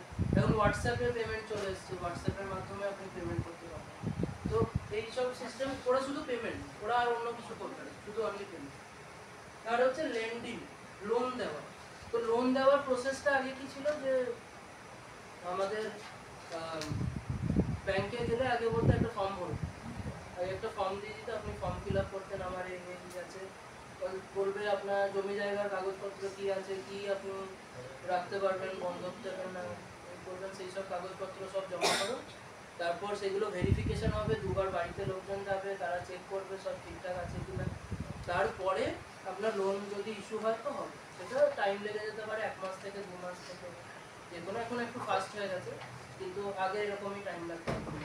তো এখন আপনি দেখবেন অনেক অ্যাপ বেরিয়েছে, সিম্পল বা এরকম লেন্ডিং ক্লাব বা প্রসপার বা অ্যামাজন, এর অনেক অ্যাপ আছে। উইদিন সেকেন্ডস আপনি লোন দেবেন, উইদিন সেকেন্ড। তুমি অ্যাপ্লাই করলে, ছোট ভ্যালু হলে তো তার সঙ্গে সঙ্গে দিয়ে দেবে আপনাকে পার্সোনাল লোন 20,000 30,000 যা লাগবে আপনার সাথে সাথে দিয়ে দেবে। তো সেটা কীভাবে সম্ভব? তাদেরও তো রিস্ক আছে, আমি টাকাটা ফেরত নাই দিতে পারবো, সেই রিস্কটা আছে। তাহলে কেন দিচ্ছে তারা? বা অনেকে হয়তো পাচ্ছেও না, সেখানে অ্যাপ্লাই করে অনেকে হয়তো ফেল হয়ে যাচ্ছে, বা বড় ভ্যালু অ্যাপ্লাই করলে পাচ্ছে না। তো সেটা কিভাবে সম্ভব? ক্রেডিট স্কোর চেক করে নেয়, ক্রেডিট স্কোর চেক করে নেয়। ক্রেডিট স্কোর ওরা চেক করে নেয়। তো আগে যে কাজটা ব্যাংকরা ম্যানুয়ালি করছিল, আপনার ফর্ম ফিল আপ করলে যদি ওরা বলছিল যে ঠিক আছে এই ফর্মটা দেখে যে কারোর ইনকাম যদি 10 লাখের মধ্যে হয় তার লোন না শোধ করার চান্স কম, তার ক্রেডিট স্কোর ভালো, সে ভালো ব্যাকগ্রাউন্ড থেকে আসছে, ভালো ফ্যামিলি, যারা লোন শোধ করে থাকে ওদের ফ্যামিলি হিস্ট্রি ঠিক আছে, ওদের লেন্ডিং হিস্ট্রি ঠিক আছে, ক্রেডিট স্কোর ভালো আছে, চলো এতে লোন দেওয়া যাবে। কিন্তু এই প্রসেসটা ম্যানুয়াল ছিল। এখন কি হয়েছে, আমরা বলছি এটাকে peer to peer lending. Peer to peer lending কি, ধরুন আমি একটা লোন নেবো, তো আমি ব্যাংকের কাছে গেলাম, আমি অনলাইনে ফর্মটা ফিল আপ করলাম, সেখানে কোনো ফিজিক্যালি কোনো হিউম্যান বিং নেই যে আমার ফর্মটা দেখছে। ওই অনলাইন ফর্ম থেকে ডেটাগুলো ওই প্ল্যাটফর্মে কালেক্ট করলো। এই প্রথম দিন মনে হয় মেশিন লার্নিং আপনারা করেছেন, অর্গরা স্যার করেছিলেন মেশিন লার্নিং, ওখানে হয়তো শুনেছেন রিগ্রেশনের কথা, লজিস্টিক রিগ্রেশন, একটা মেশিন লার্নিং মডেল। ওই রিগ্রেশন কি বলছে যে এই ব্যক্তিকে লোন দেওয়া যাবে কি যাবে না, ম্যাথমেটিক্যাল মডেল দিয়েও বলে দেবে যে এই ব্যক্তি লোন পাওয়ার যোগ্য কি যোগ্য না। তো ওইটাও অটোমেটিক ওখানে ক্যালকুলেশন হবে, দিয়ে মডেলই বলে দেবে যে হ্যাঁ এর ব্যক্তির যা ক্রেডিট স্কোর আছে তাতে লোনটা দেওয়া যাবে। তো এইটা আমরা বলছি পিয়ার টু পিয়ার লেন্ডিং। এখানে আরেকটা সুবিধা কি, এই লোনগুলোকেই ওরা কি করছে, ছোট ছোট অ্যামাউন্টের টুকরো টুকরো সিকিউরিটি বানিয়ে দিচ্ছে। সিকিউরিটি মানে যেমন স্টক যেমন শেয়ার মার্কেটে হয়, তেমনি লোনের সিকিউরিটিগুলো ট্রেডিং হচ্ছে। মানে আমি ধরুন বেশি ইন্টারেস্ট চাই, আমি কোনো একটা লোনে ইনভেস্ট করতে পারি, যে ওর লোনের টাকাটা তুমি আমার থেকে না, আমাকে কিন্তু তুমি 10% দিচ্ছ, আমাকে কিন্তু 9% দিতে হবে, তোমার 1% যা ডিফারেন্স হবে। তো এই যে প্ল্যাটফর্মগুলো লেন্ডিং ক্লাব, প্রসপার, এগুলো আপনারা সার্চ করে দেখতে পারেন, একদম ওখানে গিয়ে আপনি লোনও অ্যাপ্লাই করতে পারেন। তো peer to peer lending option, ওখানে আপনার ডকুমেন্ট ডেটা দিলে আপনি ইজিলি লোন পেয়ে যাবেন, যেটা বিয়ন্ড ব্যাংকিং, মানে এটা ব্যাংকিং সিস্টেমের বাইরে, এটা হচ্ছে থার্ড পার্টি অ্যাপ্লিকেশন। এখন আরবিআই অনেক স্ট্রিক্ট হয়ে গেছে, যেহেতু প্রচুর মানে এরকম ছোটো ছোটো অ্যাপ এসছে যারা কাস্টমার বাড়ানোর জন্য বিনা কিছু দেখে লোন দিয়ে দিচ্ছে, তো তার জন্য অনেক কিছু প্রবলেম হচ্ছে। আবার গ্রাম সাইডে দেখা যাচ্ছে যে রুরাল পিপল কিন্তু এখনো লোন পাচ্ছে না সেইভাবে, তারা এখনো প্রবলেম ফেস করছে। তো আপনারা শুনে থাকবেন রিসেন্ট বাজেটে একটা স্কিম এসছে গ্রামীণ ক্রেডিট স্কোর। তো ওইটা নিয়ে আমরা একটা রিসেন্টলি মানে নিউজ পেপার আর্টিকেলও লিখেছিলাম। গ্রামীণ ক্রেডিট স্কোর গভর্নমেন্ট বলছে যে গ্রামের মানুষদেরও জন্য ক্রেডিটের স্কোর বানানো হবে, ক্রেডিট স্কোর, যার থেকে কিনা ওরা ইজিলি এই ধরনের ফেসিলিটি নিয়ে লোন দিতে পারে, ওদের কোনো ক্রেডিট হিস্ট্রি নেই। গ্রামের মানুষ তো মহাজনের কাছ থেকে টাকা নিয়েছিল, সে জীবনেও শোধ হয়নি না, তো তার ক্রেডিট স্কোর তো এমনিই খারাপ, তো তাকে আরও কেউ লোন দিতে চায়। তো ক্রেডিট স্কোর করে যদি একটা সিস্টেম করা হয়, ওরা নিজেদের জমি জায়গা ডকুমেন্ট দিল বা কি আছে ফসল কি হচ্ছে সেই বেসিসে তাহলে ওরা লোন পেতে। তো এগুলোই হচ্ছে ফিনটেকের যে ইনোভেশন। আবার ইনভেস্টমেন্ট ক্ষেত্রে যে ইনোভেশন এসছে কি, আগে মানুষে অ্যাডভাইস দিত। আমি একজন ম্যানেজার ওয়েলথ ম্যানেজ করি, তো জেনারেলি আমরা ওয়েলথ ম্যানেজার বলতে জানি কাদের, ইন্স্যুরেন্স এজেন্ট। তো প্রথমেই আপনি যাবেন, ওরা বলবে হ্যাঁ এলআইসি করে নাও, এটা করে নাও, ওটা করে নাও। তারপর যদি বলেন যে না আমি স্টক মার্কেট চাই, তাহলে বলবে ঠিক আছে একটা ডিম্যাট অ্যাকাউন্ট করো, মিউচুয়াল ফান্ড করো, এই ধরনের অ্যাডভাইস দিই। কিন্তু এখন নতুন যে ফিনটেক সিস্টেম তাতে এসে গেছে রোবো অ্যাডভাইস। মানে রোবট আপনার বিহেভিয়ারটাকে চেক করবে যে আপনি কি ধরনের ব্যক্তিত্ব, আপনি কি খুব খরচা করতে পছন্দ করেন, আপনি কি খুব রিস্ক নিতে পছন্দ করেন। অনেকে আমরা রিস্ক নিতে পারি, যে একটা ফ্ল্যাট অলরেডি আছে আর একটা কসবাই ফ্ল্যাট নিয়ে নিলাম, ভালো রেন্ট পাবো, চলো ইনভেস্ট করে দিলাম, ওখানে লোন করি। আবার কেউ আছে না আমি একটা নিয়েছি এটাই অনেক, এটা শোধ করে উঠি তারপরে দেখা যাবে, এখন কোথাও ইনভেস্ট করবো। তো এরকম রিস্ক অ্যাভার্স লোকজন আছে যারা রিস্ক নিতে পছন্দ করে না, অনেকে রিস্ক টেকিং আছে যারা প্রচুর রিস্ক নিতে পারে।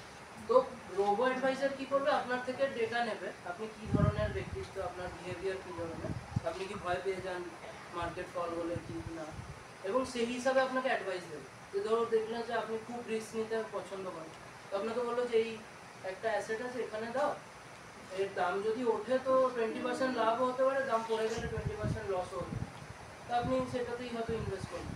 তো রোবো অ্যাডভাইজারি চলে এসছে, এখানে কিন্তু কোনো হিউম্যান বিং ইনভলভ নেই, রোবটরাই আপনাকে আপনার প্রোফাইল চেক করে অ্যাডভাইস।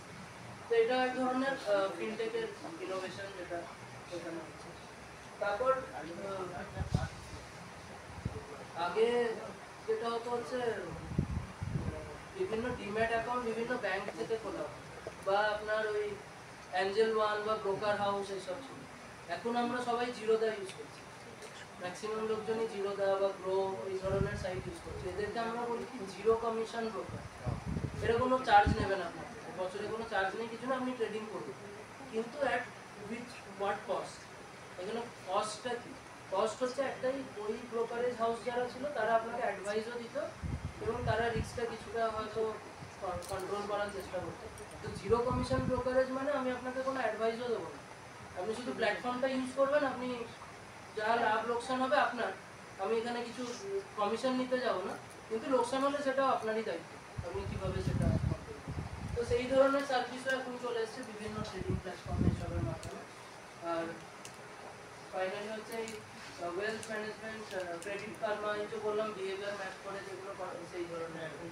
তো এগুলো হচ্ছে সব ফিনটেক ব্যাংক চ্যালেঞ্জ, কিন্তু সেন্ট্রালাইজড এতক্ষণ আমরা যেটা বুঝলাম হচ্ছে মেন সেন্ট্রালাইজড ব্যাংক, মানে সেন্ট্রালাইজড যে সিস্টেম যেখানে আরবিআই বা একটা সেন্ট্রাল বডি জিনিসটাকে কন্ট্রোল করছে। তো এর প্রবলেম কি কেউ যদি বলি, মানে এই সেন্ট্রাল সিস্টেম এত তো উন্নতি হয়ে গেছে অলরেডি, তাও অনেক প্রবলেম আছে। সব থেকে বড় প্রবলেমটা অনেক প্রবলেম আমরা সলভ করে নিয়েছি, যেমন ধরুন ইন্টার অপারেবল হচ্ছিল না, তো ইউপিআই ইউজ করে ইন্টার অপারেবল করে নিয়েছি। কিন্তু অনেক মানুষ এখনো দেখুন অনেকেই সব ইউজ করতে চায়, কেন করতে চায় না? হ্যাঁ, কেন করতে চান না ইউজ? হ্যাঁ, ট্রাস্ট, ভয় পান ট্রাস্ট। এত বড় অর্গানাইজেশন আরবিআই ব্যাকআপ আছে, তাও কিন্তু আমরা ট্রাস্ট করি না, কারণ আমরা বিশ্বাস করি না।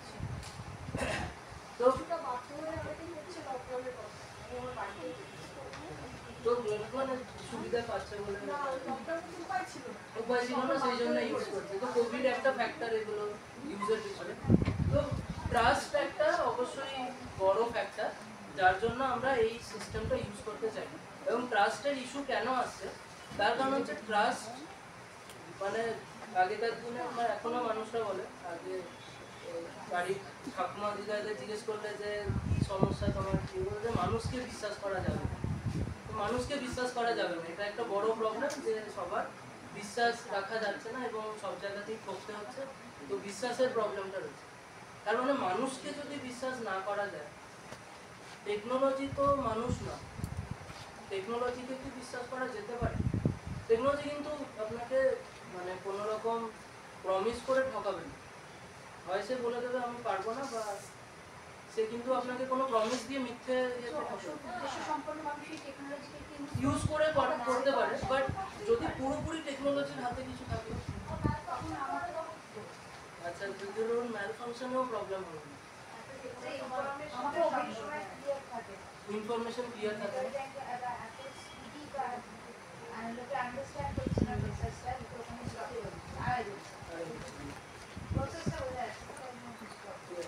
মেন প্রবলেমটা হচ্ছিল এই সেন্ট্রালাইজ সিস্টেম, যেখানে লোকজন ইনভলভ আছে, ম্যানুয়ালি করছে। আপনি দেখবেন হয়তো অনেক সময় খবর আছে ব্যাংকের ম্যানেজারই এফডি সব টাকা তুলে নিয়ে চলে আসছে। তো আপনি ওই মানুষকে ম্যানেজারকে ট্রাস্ট করতে পারছেন না, ওটা সেন্ট্রালাইজ সিস্টেম। এখন যেটা আসছে, মানে এখন যেটা নিয়ে আমরা কথা বলবো সেটা হচ্ছে 2008 সালে, আপনারা জানবেন সবাই, এটা মানে খুবই ফেমাস। 2008 সালে যে বিশাল ক্রাইসিস হয়েছিল, ফাইন্যান্সিয়াল ক্রাইসিস, লিম্যান ব্রাদার্স বলে একটা ব্যাংক ছিল ইউএসএ। তো ওরা ওইরকম মানে এমনই কাজ করেছিল যেটা ট্রাস্ট করা যায় না। ওরা কী করেছিল, ওই ইউএসএ তখন প্রচুর বাড়িঘর হচ্ছিল, তো বাড়িঘরের জন্য লোন লাগতো, ওরা ওই লোনের টাকার উপর আবার নতুন করে একটা কিছু ইনভেস্টমেন্ট প্যাকেজ বানিয়ে সেইটা আবার অন্যজন বড় লোকদের বিক্রি করছে। বড় লোকরা পাচ্ছে না, তো হাই নেটওয়ার্ক ইন্ডিভিজুয়াল যারা তাদেরকে বিক্রি করছিল। এবং সেই লোকটা এতটাই বেড়ে গেছিল যে ফান্ড ম্যানেজার যেটা বলে আর কি, তো আমাদের বিভিন্ন বড় বড় ইনস্টিটিউটের সব হাইলি কোয়ালিফাইড স্টুডেন্টরা সবাই বলবে যে ইনভেস্টমেন্ট ব্যাংকিং করবে, ইনভেস্টমেন্ট ব্যাংকার হবে। বা কোনো কোনো সিনেমাতে দেখবেন ঋতিক রোশন ইনভেস্টমেন্ট ব্যাংকার, প্রচুর টাকা রোজগার, হাইফাই লাইফস্টাইল। তো সেই লাইফস্টাইল এইসব 2008 সালে কী হলো যে ওটা একটা মিথ্যা আশ্বাসের উপর ওই জিনিসটা তৈরি হচ্ছে। এবং একজনের মানে এত তখন বাড়ি হতে শুরু করে যে বাড়ির দাম পড়তে শুরু করে, তার ফলে কি মার্কেট পুরো কোল্যাপস করে। তো সেই সময় একজন অজ্ঞাত পরিচয় ব্যক্তি না দল না পুরোপুরি আমরা কেউ জানি না, তো তার নাম দিয়েছে সাতোশি নাকামোটো। তো সাতোশি নাকামোটো বলে আপনি জানেন, অনেকে হয়তো শুনে থাকবেন সাতোশি নাকামোটো। তো সাতোশি নাকামোটো কে এখনো কেউ জানে না। কিন্তু উনি বললেন কি 2008-এ যে ক্রাইসিস হলো, উনি একজন রিভলিউশনারি টাইপের কাজ করলেন। উনি বলেন যে এই সেন্ট্রালাইজ সিস্টেমকে বিশ্বাস করা যাবে না, আমাদের এমন কিছু চাই যেখানে এই মানুষের কোনো ইনভলভমেন্টই নেই। আমার যা ট্রানজ্যাকশন হবে আমি 1-to-1 ট্রানজ্যাকশন করবো, পিয়ার টু পিয়ার, ওই প্রথমে বলেছিলাম পিয়ার টু পিয়ার, আমি 1-to-1 ট্রানজ্যাকশন করবো এবং টেকনোলজি ভরসায় করবো। টেকনোলজি আমাকে সেই ভরসাটা দেবে যে আমার ট্রানজ্যাকশন ঠিক এবং আমার ট্রানজ্যাকশনে কোনো ভুল নেই, আর যা ফাস্ট করার চেষ্টা করছে এরা সেই রকমই ফাস্ট হবে, সব এফিসিয়েন্সির প্রবলেমও সলভ হবে, কোনো রকম ভুলচুকও হবে না, কিছু প্রবলেম হবে। তো সাতোশি নাকামোটো একটা নতুন ধরনের পেমেন্ট সিস্টেম নিয়ে আসবো, সেটাকে বলা হচ্ছে বিটকয়েন, এবং আজকের ভাষায় আমরা সেটাকে বলি ক্রিপ্টোকারেন্সি। তো ক্রিপ্টোকারেন্সি কী বা কেন, এটা আমরা মোটামুটি জানি যে ক্রিপ্টোকারেন্সি কী বা কেন, বাট এর পিছনে একটা গল্প আছে। আপনারা বলবেন যে এটা কীভাবে সম্ভব, টেকনোলজি কীভাবে ভরসা দিতে পারে। তো ভরসা বলতে আমরা কী বুঝি, মানে ট্রাস্ট বলতে, ধরুন আপনাকে কেউ কিছু বললো বা কেউ কোনো কাগজ দিল বা ডকুমেন্ট দিল, তো প্রথম ট্রাস্টের জায়গাটা কোথায়? আপনি চেক করবেন যে এই ডকুমেন্টের মধ্যে কোনো ম্যানিপুলেশন তো করেনি।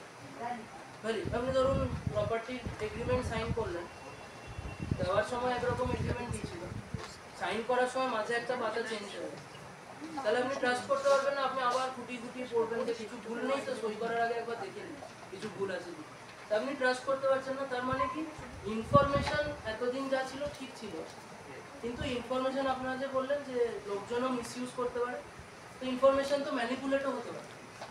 আপনি হয়তো 100 টাকা কাউকে ট্রান্সফার করলেন, কেউ হয়তো অনলাইন সিস্টেমে গিয়ে সেই একটা শূন্য মুছে দিয়ে বললো না 10 টাকাই ট্রান্সফার হয়েছে, 100 টাকা তো হয়নি, বা একটা শূন্য বাড়িয়ে দিয়ে বললো যে না 1000 টাকা দেওয়ার কথা, 100 টাকা দেওয়ার কথা নয়, এটাও হতে পারে।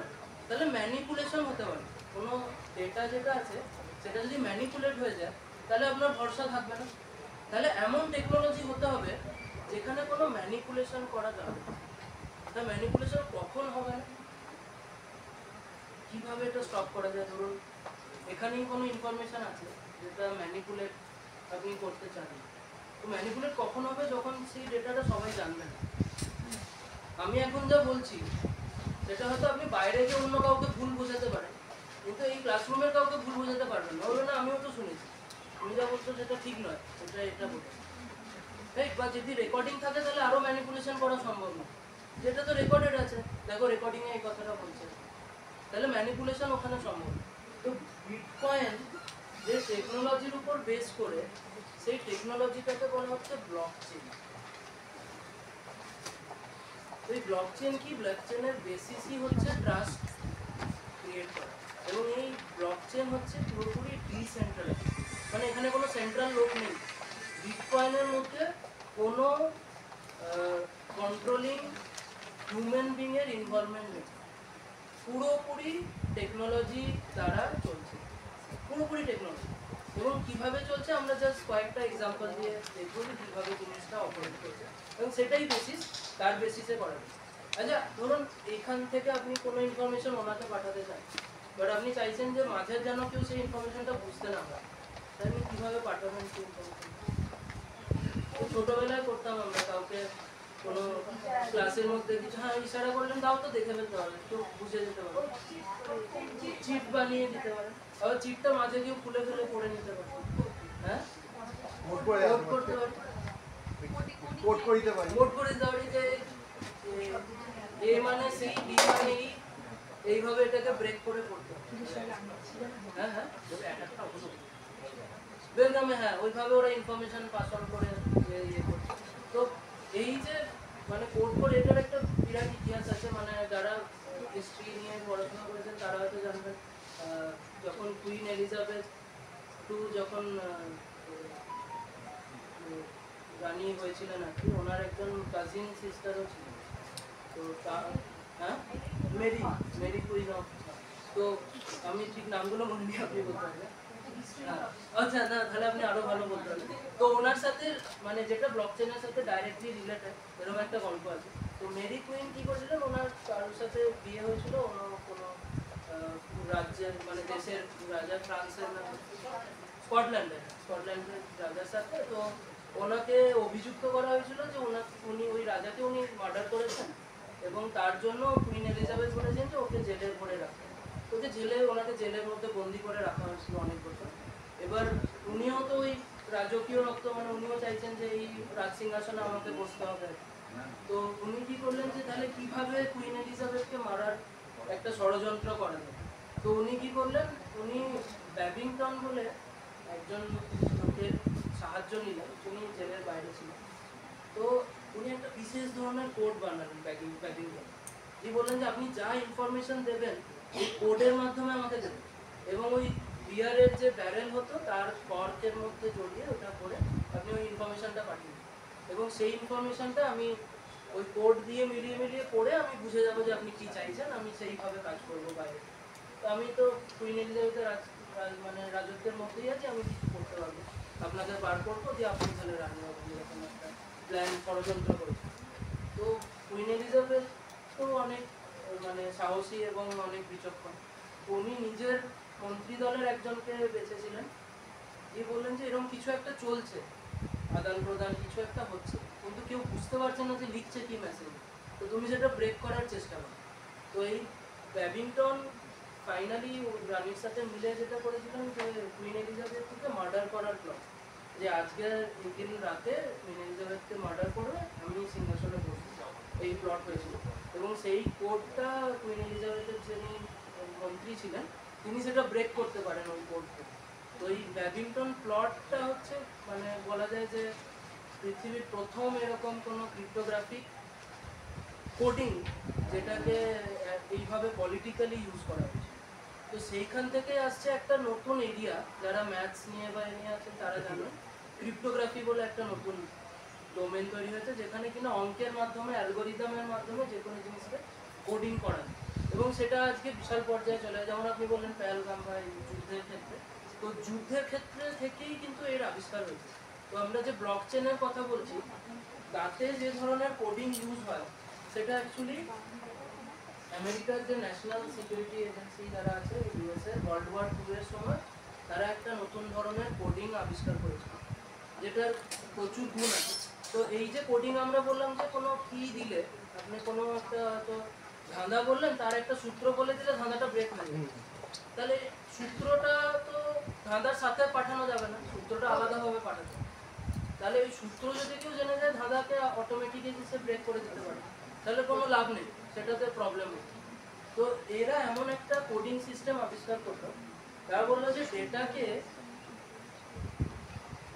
এমনভাবে একদিক থেকে কোডিং করা, মানে ধরুন আমি হ্যালো বললাম, এই হ্যালো ওয়ার্ডটা কোডেড হয়ে একটা 64 লেটারের আলফানিউমেরিক কিছু তৈরি হয়ে যাবে, এবং সেইটা মানে চিরকুটের মধ্যে যাবে, তার কোনো কিন্তু কোড নেই, সেইটাই চিরকুটের মাধ্যমে ট্রাভেল করবে এবং সেইটাকে কেউ চেঞ্জ করতে পারবে। আমি জাস্ট একটা ডেমো দেখাই কীভাবে এই কোডিংটা হয়।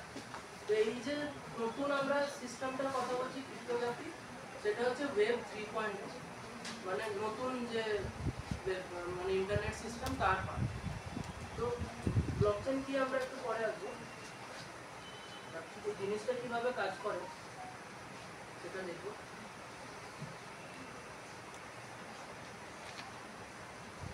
তো এইখানে একটা নতুন অ্যালগরিদম নিয়েছি আমরা, এই ওয়ার্ডগুলোতে অতটা যেতে হবে না, জাস্ট জিনিসটা কি বোঝানোর জন্য একটা দেখাচ্ছি আমি। তো এখানে একটা অ্যালগরিদম,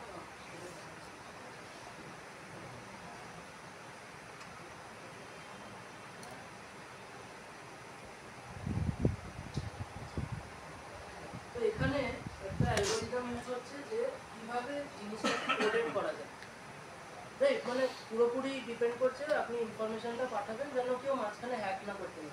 আর যদি কেউ হ্যাক না করতেই যদি না পারে, তাহলে ম্যানিপুলেট করবে কি, রাইট? তো প্রথম কাজ হচ্ছে এটাকে কোডিং করে পাঠানো। তো ধরুন আমি কাউকে বলবো কোথাও অ্যাটাক করার জন্য,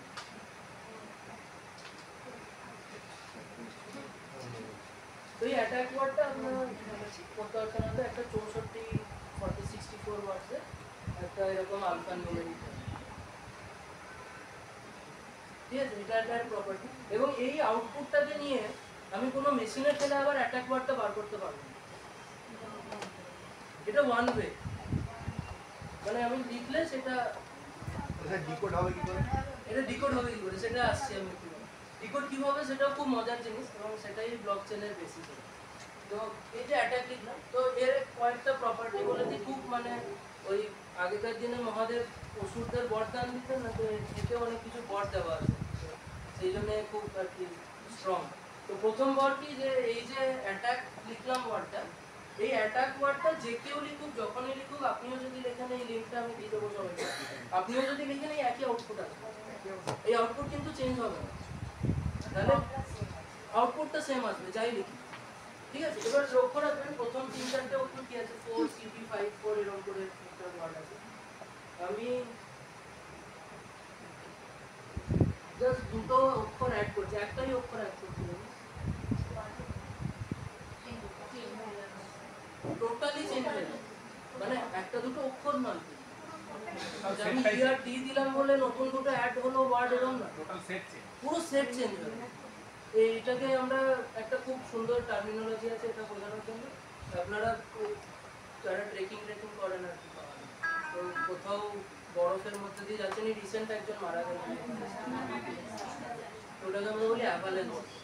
মানে অ্যাভালেন্স কি করে হয়, মানে ছোট্ট একটুখানি আপনার পায়ের হয়তো ভাইব্রেশনেও বিশাল ধস নেমে সব ধ্বংস হয়ে যেতে পারে। তো এটাকে বলছে অ্যাভালেন্স। মানে আপনি একটুও যদি চেঞ্জ করেন, ইভেন আমি যদি একটা ফুল স্টপ দিই, আমি যদি এখানে একটা ফুল স্টপ অ্যাড করি, তাহলে পুরো সেটটাই চেঞ্জ হয়ে যাবে। তো এই ইফেক্টটাকে আমরা বলছি অ্যাভালেন্স ইফেক্ট। মানে এই ক্রিপ্টোগ্রাফিটা এতটাই স্ট্রং যে এটা একটা দুটো ওয়ার্ড বা এর জন্য না, মানে এই অ্যাটাক উইথ ফুল স্টপ কিন্তু এটাই আসবে সবসময়, এটা কোনোদিন চেঞ্জ হবে না। বাট আমি যদি যে কোনো একটা দুটো ওয়ার্ড অ্যাড করি, তাহলে পুরোপুরি চেঞ্জ হবে। এর ভিতরে অঙ্ক আছে, অ্যালগোরিদম আছে। তো এই অ্যালগোরিদমে হয়তো ওর কাউন্ট নিয়ে তার সাথে কিছু মাল্টিপ্লাই করে ডিভাইড করে এরকম করে কিছু সিস্টেম করা আছে, দিয়ে এটাকে বলছে হেক্সাডেসিমাল নাম্বার, মানে একটা হেক্সাডেসিমাল আউটপুট দেবে। এবার এর থেকে প্রথম দিকে খুব ছোটোখাটো ছিল আর কি, 4-5 অক্ষরে হতো, কিন্তু সেগুলো কম্পিউটার ব্রেক করতে সক্ষম হয়েছে। তো এখনকার যা কম্পিউটার, সে SHA 256-কে এখনো ব্রেক করতে পারেনি, কিন্তু পরবর্তী ক্ষেত্রে কোয়ান্টাম কম্পিউটিং যদি আসে, সে ইজিলি ব্রেক করে দেবে। মানে সেই লেভেলের কম্পিউটিং পাওয়ার আসলে সে ব্রেক করে দেবে। তো এইটা রেকর্ড হচ্ছে এইভাবে। আরেকটা হচ্ছে কি, দুটো অক্ষরের কোনোদিন সেম আউটপুট হবে না। তার মানে দুটো সেম হয়ে গেল যে এটারও একই আউটপুট, ওটারও একই আউটপুট, সেটা কোনোদিন হবে না। হ্যাঁ, যাই হবে তো আলাদাই হবে। আমি যদি শুধু এ লিখি, শুধু এ লিখি, তার যা আউটপুট এটা সবসময় সেম থাকবে, কিন্তু বি বা জেড এর আউটপুট কিন্তু এটা হবে না, তো ওটা সবসময় একই থাকবে। তো এইটা হচ্ছে মানে বিশেষ কিছু বরদান যেগুলো আছে এইগুলো পাওয়া গেছে। তো এই জিনিসটাকে ইউজ করে ব্লকচেনের বেসিস। ঠিক আছে, এবার ব্লকচেন জিনিসটা কি একটু মানে এটা আমরা বোঝার চেষ্টা করবো। সেটা হচ্ছে এই যে হ্যাশিং হলো, ধরুন এবার আমি আপনারা যারা মানে কমার্স বা অ্যাকাউন্ট কিছুটা করেছেন, লেজার বলে একটা ওয়ার্ড আসতো, লেজার, লেজারে এন্ট্রি করতে হতো, যে কোনো ট্রানজ্যাকশন হলো খাতায় লিখতে হয় না, যে কোনো দোকানে এইখান থেকে অত টাকা ট্রান্সফার হয়। তো তেমনি এখানে ব্লকচেনের সিস্টেম কি, এটা হচ্ছে একটা টাইপের লেজার যেখানে সব রেকর্ড হবে। এবার রেকর্ড হবে কিভাবে, রেকর্ড হবে এইভাবে। ধরুন আমি লিখলাম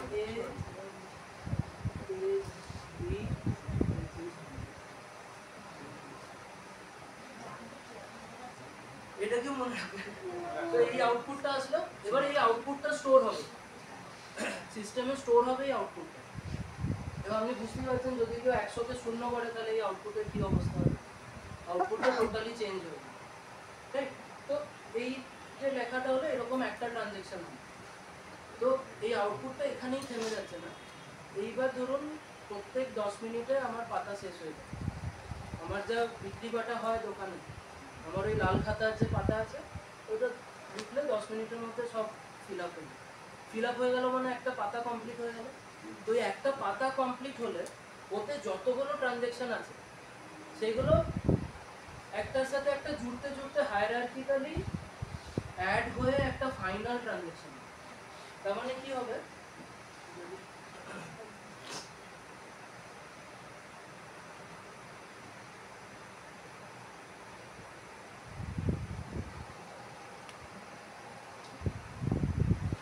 কি হবে, এই দেখুন এগুলো হচ্ছে এক একটা ট্রানজ্যাকশন, ঠিক আছে?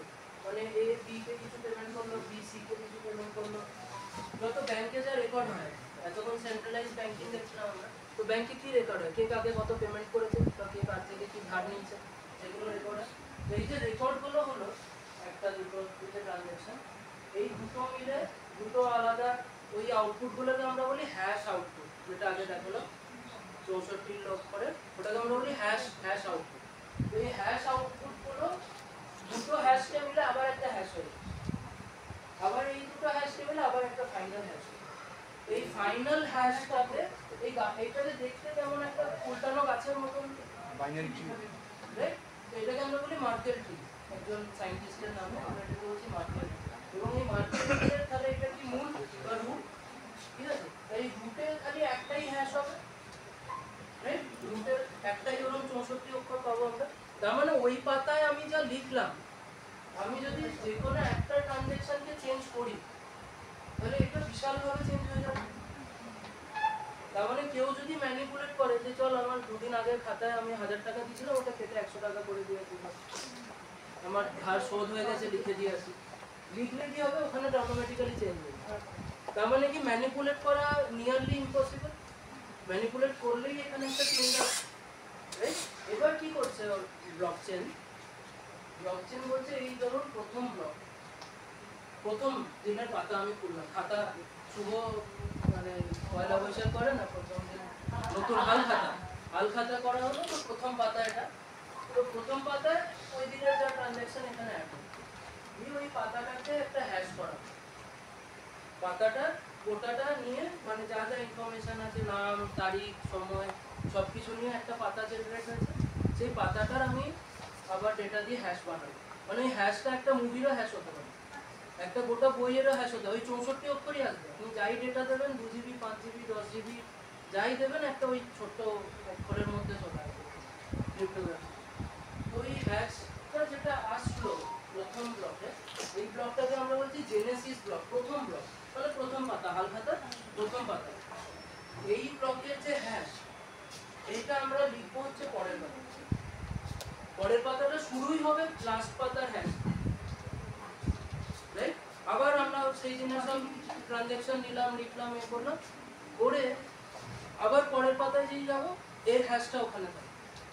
তার মানে কি এর যে হ্যাশ ভ্যালুটা, সেই হ্যাশ ভ্যালুটা এই পাতার একটা অংশ, আবার সেটা হ্যাশ হয়ে এর এই পাতার একটা অংশ, তাহলে এই যে পরপর যে পাতার সিকোয়েন্স, এটা একটা চেন হয়ে যাচ্ছে, একে অপরের সাথে লিংক আছে, রাইট? এর সাথেও লিংক আছে, এর পাতায় আমরা সেই ছোটবেলায় লিখতাম না পিটিও, রাইট? তো পিটিও মানে কি পরের পাতাটা দেখো, তো এই পরের পাতার সাথে লিংক তো আছে নিশ্চয়ই কিছু, হ্যাঁ ব্যালেন্স ফরওয়ার্ডেড টাইপের একটা লিংক। তো এখানে লিংকটা আরো স্ট্রং, সেটা হচ্ছে হ্যাশ, যেটা ম্যানিপুলেট করা যায় না তখন আমরা দেখি। তো এই যে চেনটা তৈরি হচ্ছে 3-4টে ব্লককে নিয়ে, যারা হ্যাশের মাধ্যমে কানেক্টেড, এই চেনটাকেই বলছে ব্লকচেন। এখানে আমি ধরুন 4 নম্বর পাতায় গিয়ে চেঞ্জ করবো, এখানে আরেকটা ট্রাস্টের ব্যাপার আছে, যেটা হচ্ছে যেটা আমরা বললাম যে আমি যদি এখানে কিছু বলি, মানে কেউ একজন হয়তো বাইরে গিয়ে সেটা ডিনাই করতে পারে, কিন্তু এখানে ডিনাই করতে পারবে না যে আমি এটা বলিনি, রাইট? আবার ডিনাই করতে পারে যদি আপনারা সবাই মিলে বলেন যে না এনাকে একটু হেনস্থা করতে হবে, চলে এটা বলি যা ভুল বলেছে, তাহলে কি আপনারা আগে থেকে সেটিং করে আসতে হবে যে at least half of the hall বলতে হবে যে না আপনি এটা ভুল বলেছেন, আমরা মানছি না, আপনি ঠিক বলে থাকলেও বলবেন ভুল বলে। তো এই জিনিসটাকে আমরা বলি কনসেনসাস, মানে ভোট হয় না যে ক্লাসের মধ্যে, তো কনসেনসাস বলি। তো কনসেনসাস কিভাবে আসবে, যে সবাইকে বলতে হবে যে উত্তরটা ঠিক আছে। ধরুন ক্লাসে আপনি একটা অঙ্ক করতে দিলেন, যে অঙ্কটার উত্তর একজন বললো যে স্যার অঙ্কের উত্তর হবে 1100, নাম্বার আনসার হচ্ছে 1100, বাকিরা তো সবাই মিলে বলতে হবে না স্যার 1100 না 1200, তাহলে কি কনসেনসাস হলো না? যেটা ঠিক উত্তর সেটাতেই লোকে কনসেনসাস দেবে যে হ্যাঁ এটা ঠিক। তো তো এখানে কনসেনসাস কি হবে, ধরুন আমার এই কম্পিউটার ল্যাপটপ, আপনাদের সবারই একটা করে ল্যাপটপ আছে, সেগুলো সব এখানকার এই ল্যান্ড ওয়্যার দিয়ে কানেক্টেড একে অপরের সাথে, রাইট? তো এই সিস্টেমটা কি, এই সিস্টেমটাকে বলা হচ্ছে ডিসেন্ট্রালাইজ আমরা বলেছিলাম, এবং ডিস্ট্রিবিউটেড মানে কেমন, ধরুন এই যে ট্রানজ্যাকশন ব্লক চেনটা তৈরি হলো 5 পাতা, এই 5 পাতা মানে এমনি হালখাতার সময় কি হয়, শুধু দোকানদারের কাছে হালখাতাটা থাকে, তো অনেক সময় করা হয় কি দুজনে খাতা মেনটেন করে, আমার খাতাতেও লিখে দাও তোমার খাতাতেও লিখো, তাহলে দুজনের সেম হয়ে যাবে। তাহলে এইখানে কি হবে, ওই খাতাটা যতবার চেঞ্জ হবে ততবার প্রত্যেকটা কপি আপনাদের সবার ল্যাপটপে একটা করে থাকবে, তাহলে কি চেনটা সবার কাছে আছে। এবার ধরুন আমি চাইছি যে আমার চেন থেকে আমার 1 লক্ষ টাকা ধার ছিল, ওইটাকে আমি মুছে দেবো, তাহলে আমি কি করবো, আমার চেনে গিয়ে আমি এখানে কোনো একটা ট্রানজ্যাকশন ডেটা গিয়ে চেঞ্জ করে দেবো, মুছে ফেলবো, মুছে ফেললেই কি হবে, আমার এই হ্যাশটা আর মিলবে না, এই হ্যাশটাও আর মিলবে না, পরপর হ্যাশগুলো মিলতে থাকবে না, তখন কি দেখাবে সিস্টেমে যে আমার চেনের পরে যে ব্লকগুলো ওগুলো ভ্যালিড নয়, রাইট? আমি ওগুলো ভ্যালিড কিভাবে বানাতে পারি, আমি আরও 50-52 জনকে নিয়ে যদি বলি যেটা ভ্যালিড, তখন ওটা ভ্যালিড, তাছাড়া কিন্তু সম্ভব নয় ভ্যালিড হবে। তাহলে আমি একটা কনসেনসাস করছি, এবার ভ্যালিড কোনটা হবে যেটা সঠিক, আমার 1 লক্ষ টাকা ধার ছিল ওটা সবাই জানে, সবার কাছে স্টোর আছে, ট্রানজ্যাকশন হওয়ার পর ডাউনলোড হয়ে স্টোর হয়ে গেছে, ওখানে আপডেট হয়ে গেছে, তাহলে ওই আপডেটেড ফাইলটা সবার কাছে আছে, তার মানে কি আমার চেনটা কোনোদিনই ভ্যালিড হবে, যেটা লংগেস্ট চেন হবে পরপর অ্যাড হতে হতে যেটা সঠিক হবে সেই চেনটাই থাকবে। তার মানে পরবর্তী ক্ষেত্রে গিয়ে ইনভ্যালিডেট করার জন্য আমাকে 51% অ্যাটাক করতে হবে। তো আবার ইতিহাস থেকেই নিচে ওরা বাইজেন্টাইন যে সাম্রাজ্য, ওখানকার ইয়ে ছিল যে 51 অনেকজন সেনাপতি ছিল, তো তারা বললো কি যে আমরা আলাদা আলাদা দিক থেকে বিশাল সাম্রাজ্য, যদি আলাদা আলাদা দিক থেকে এক একজন আক্রমণ করি তাহলে শেষ করে দিলাম, আমাদেরকে কি করতে হবে, অ্যাটলিস্ট 51%কে মিলে অ্যাটাক করতে হবে, যেন ওরা সময় না পায় আমার নিজেদেরকে বাঁচানো। তো এইখানে ব্লকচেনে অ্যাটাক সম্ভব তখনই যখন 51% যারা ল্যাপটপ আছে, ধরুন এই ক্লাসে সবাইকে নিয়ে আমি একটা ব্লকচেন বানিয়েছি এই সিস্টেমে, এখানকার যদি মোর দ্যান 50% লোক চায় যে আমরা ম্যানিপুলেট করবো তবেই ম্যানিপুলেশন সম্ভব, তাও কিন্তু রেকর্ডে চেঞ্জ করা যাবে না, রেকর্ডে ওই হ্যাশ ভ্যালুগুলো থেকেই যাবে। তো ব্লকচেনের ধর্ম কি, মানে ওই বর বলছিলাম যে বিভিন্ন আশীর্বাদ আছে, প্রথম আশীর্বাদ হচ্ছে ইমিউটেবল, ইমিউটেবল মানে কোনো কিছু চেঞ্জ করা যাবে। দ্বিতীয় হচ্ছে কি সবাই কিন্তু দেখতে পাচ্ছে, সবার কাছে রয়েছে ডেটাটা, যাই ট্রানজ্যাকশন হলো আমি লাখ টাকা ধার নিয়েছি সেটাও দেখা যাবে, তো এটা হচ্ছে ট্রান্সপারেন্ট, রাইট? তৃতীয় হচ্ছে এটা ডিস্ট্রিবিউটেড, সবার কাছে আছে। ডিসেন্ট্রালাইজ, কোনো মানুষ কন্ট্রোল করছে না, পুরোপুরি সিস্টেম দ্বারা কন্ট্রোল।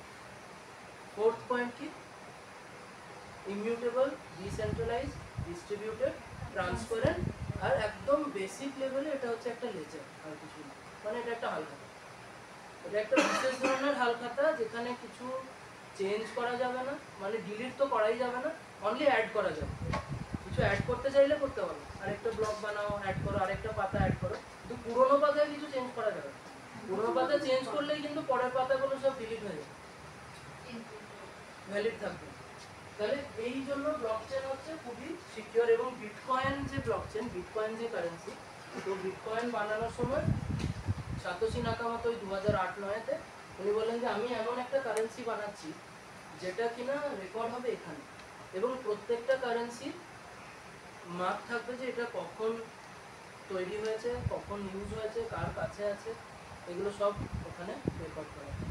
তো এই সিস্টেমটা হচ্ছে ব্লকচেন। আপনি যেটা প্রশ্ন করলেন যেটা খুব ইন্টারেস্টিং, যে এই হ্যাশটাকে ভ্যালিডেট করবো কিন্তু, আমি বলছি যে অঙ্ক মিলতে হবে, রাইট? সবারই অঙ্ক মিলতে হবে, কনসেনসাস দিতে হবে, আমাদের এই 64 অক্ষর মিলিয়ে আমি বলবো এটা কি, এটা ঠিক না ভুল, কিছুই তো বুঝতে পারবো না যেটা কেন করা হয়েছে।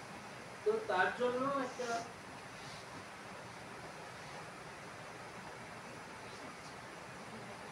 একটা খেলা আছে এখানে, জিনিসটা খুব ইম্পর্টেন্ট, সেটা হচ্ছে ব্লকচেনের আরেকটা প্রপার্টি হচ্ছে এটা ধাঁধা খুব ভালোবাসে, ধাঁধা মানে পাজল, রাইট? রিডল বা পাজল ফ্রেন্ডলি।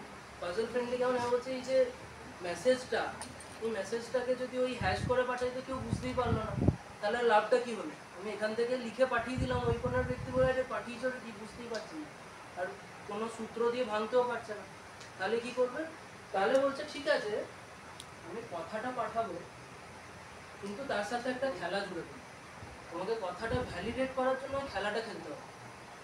কীরকম? ধরুন আমি এখানে অ্যাটাকই লিখবো,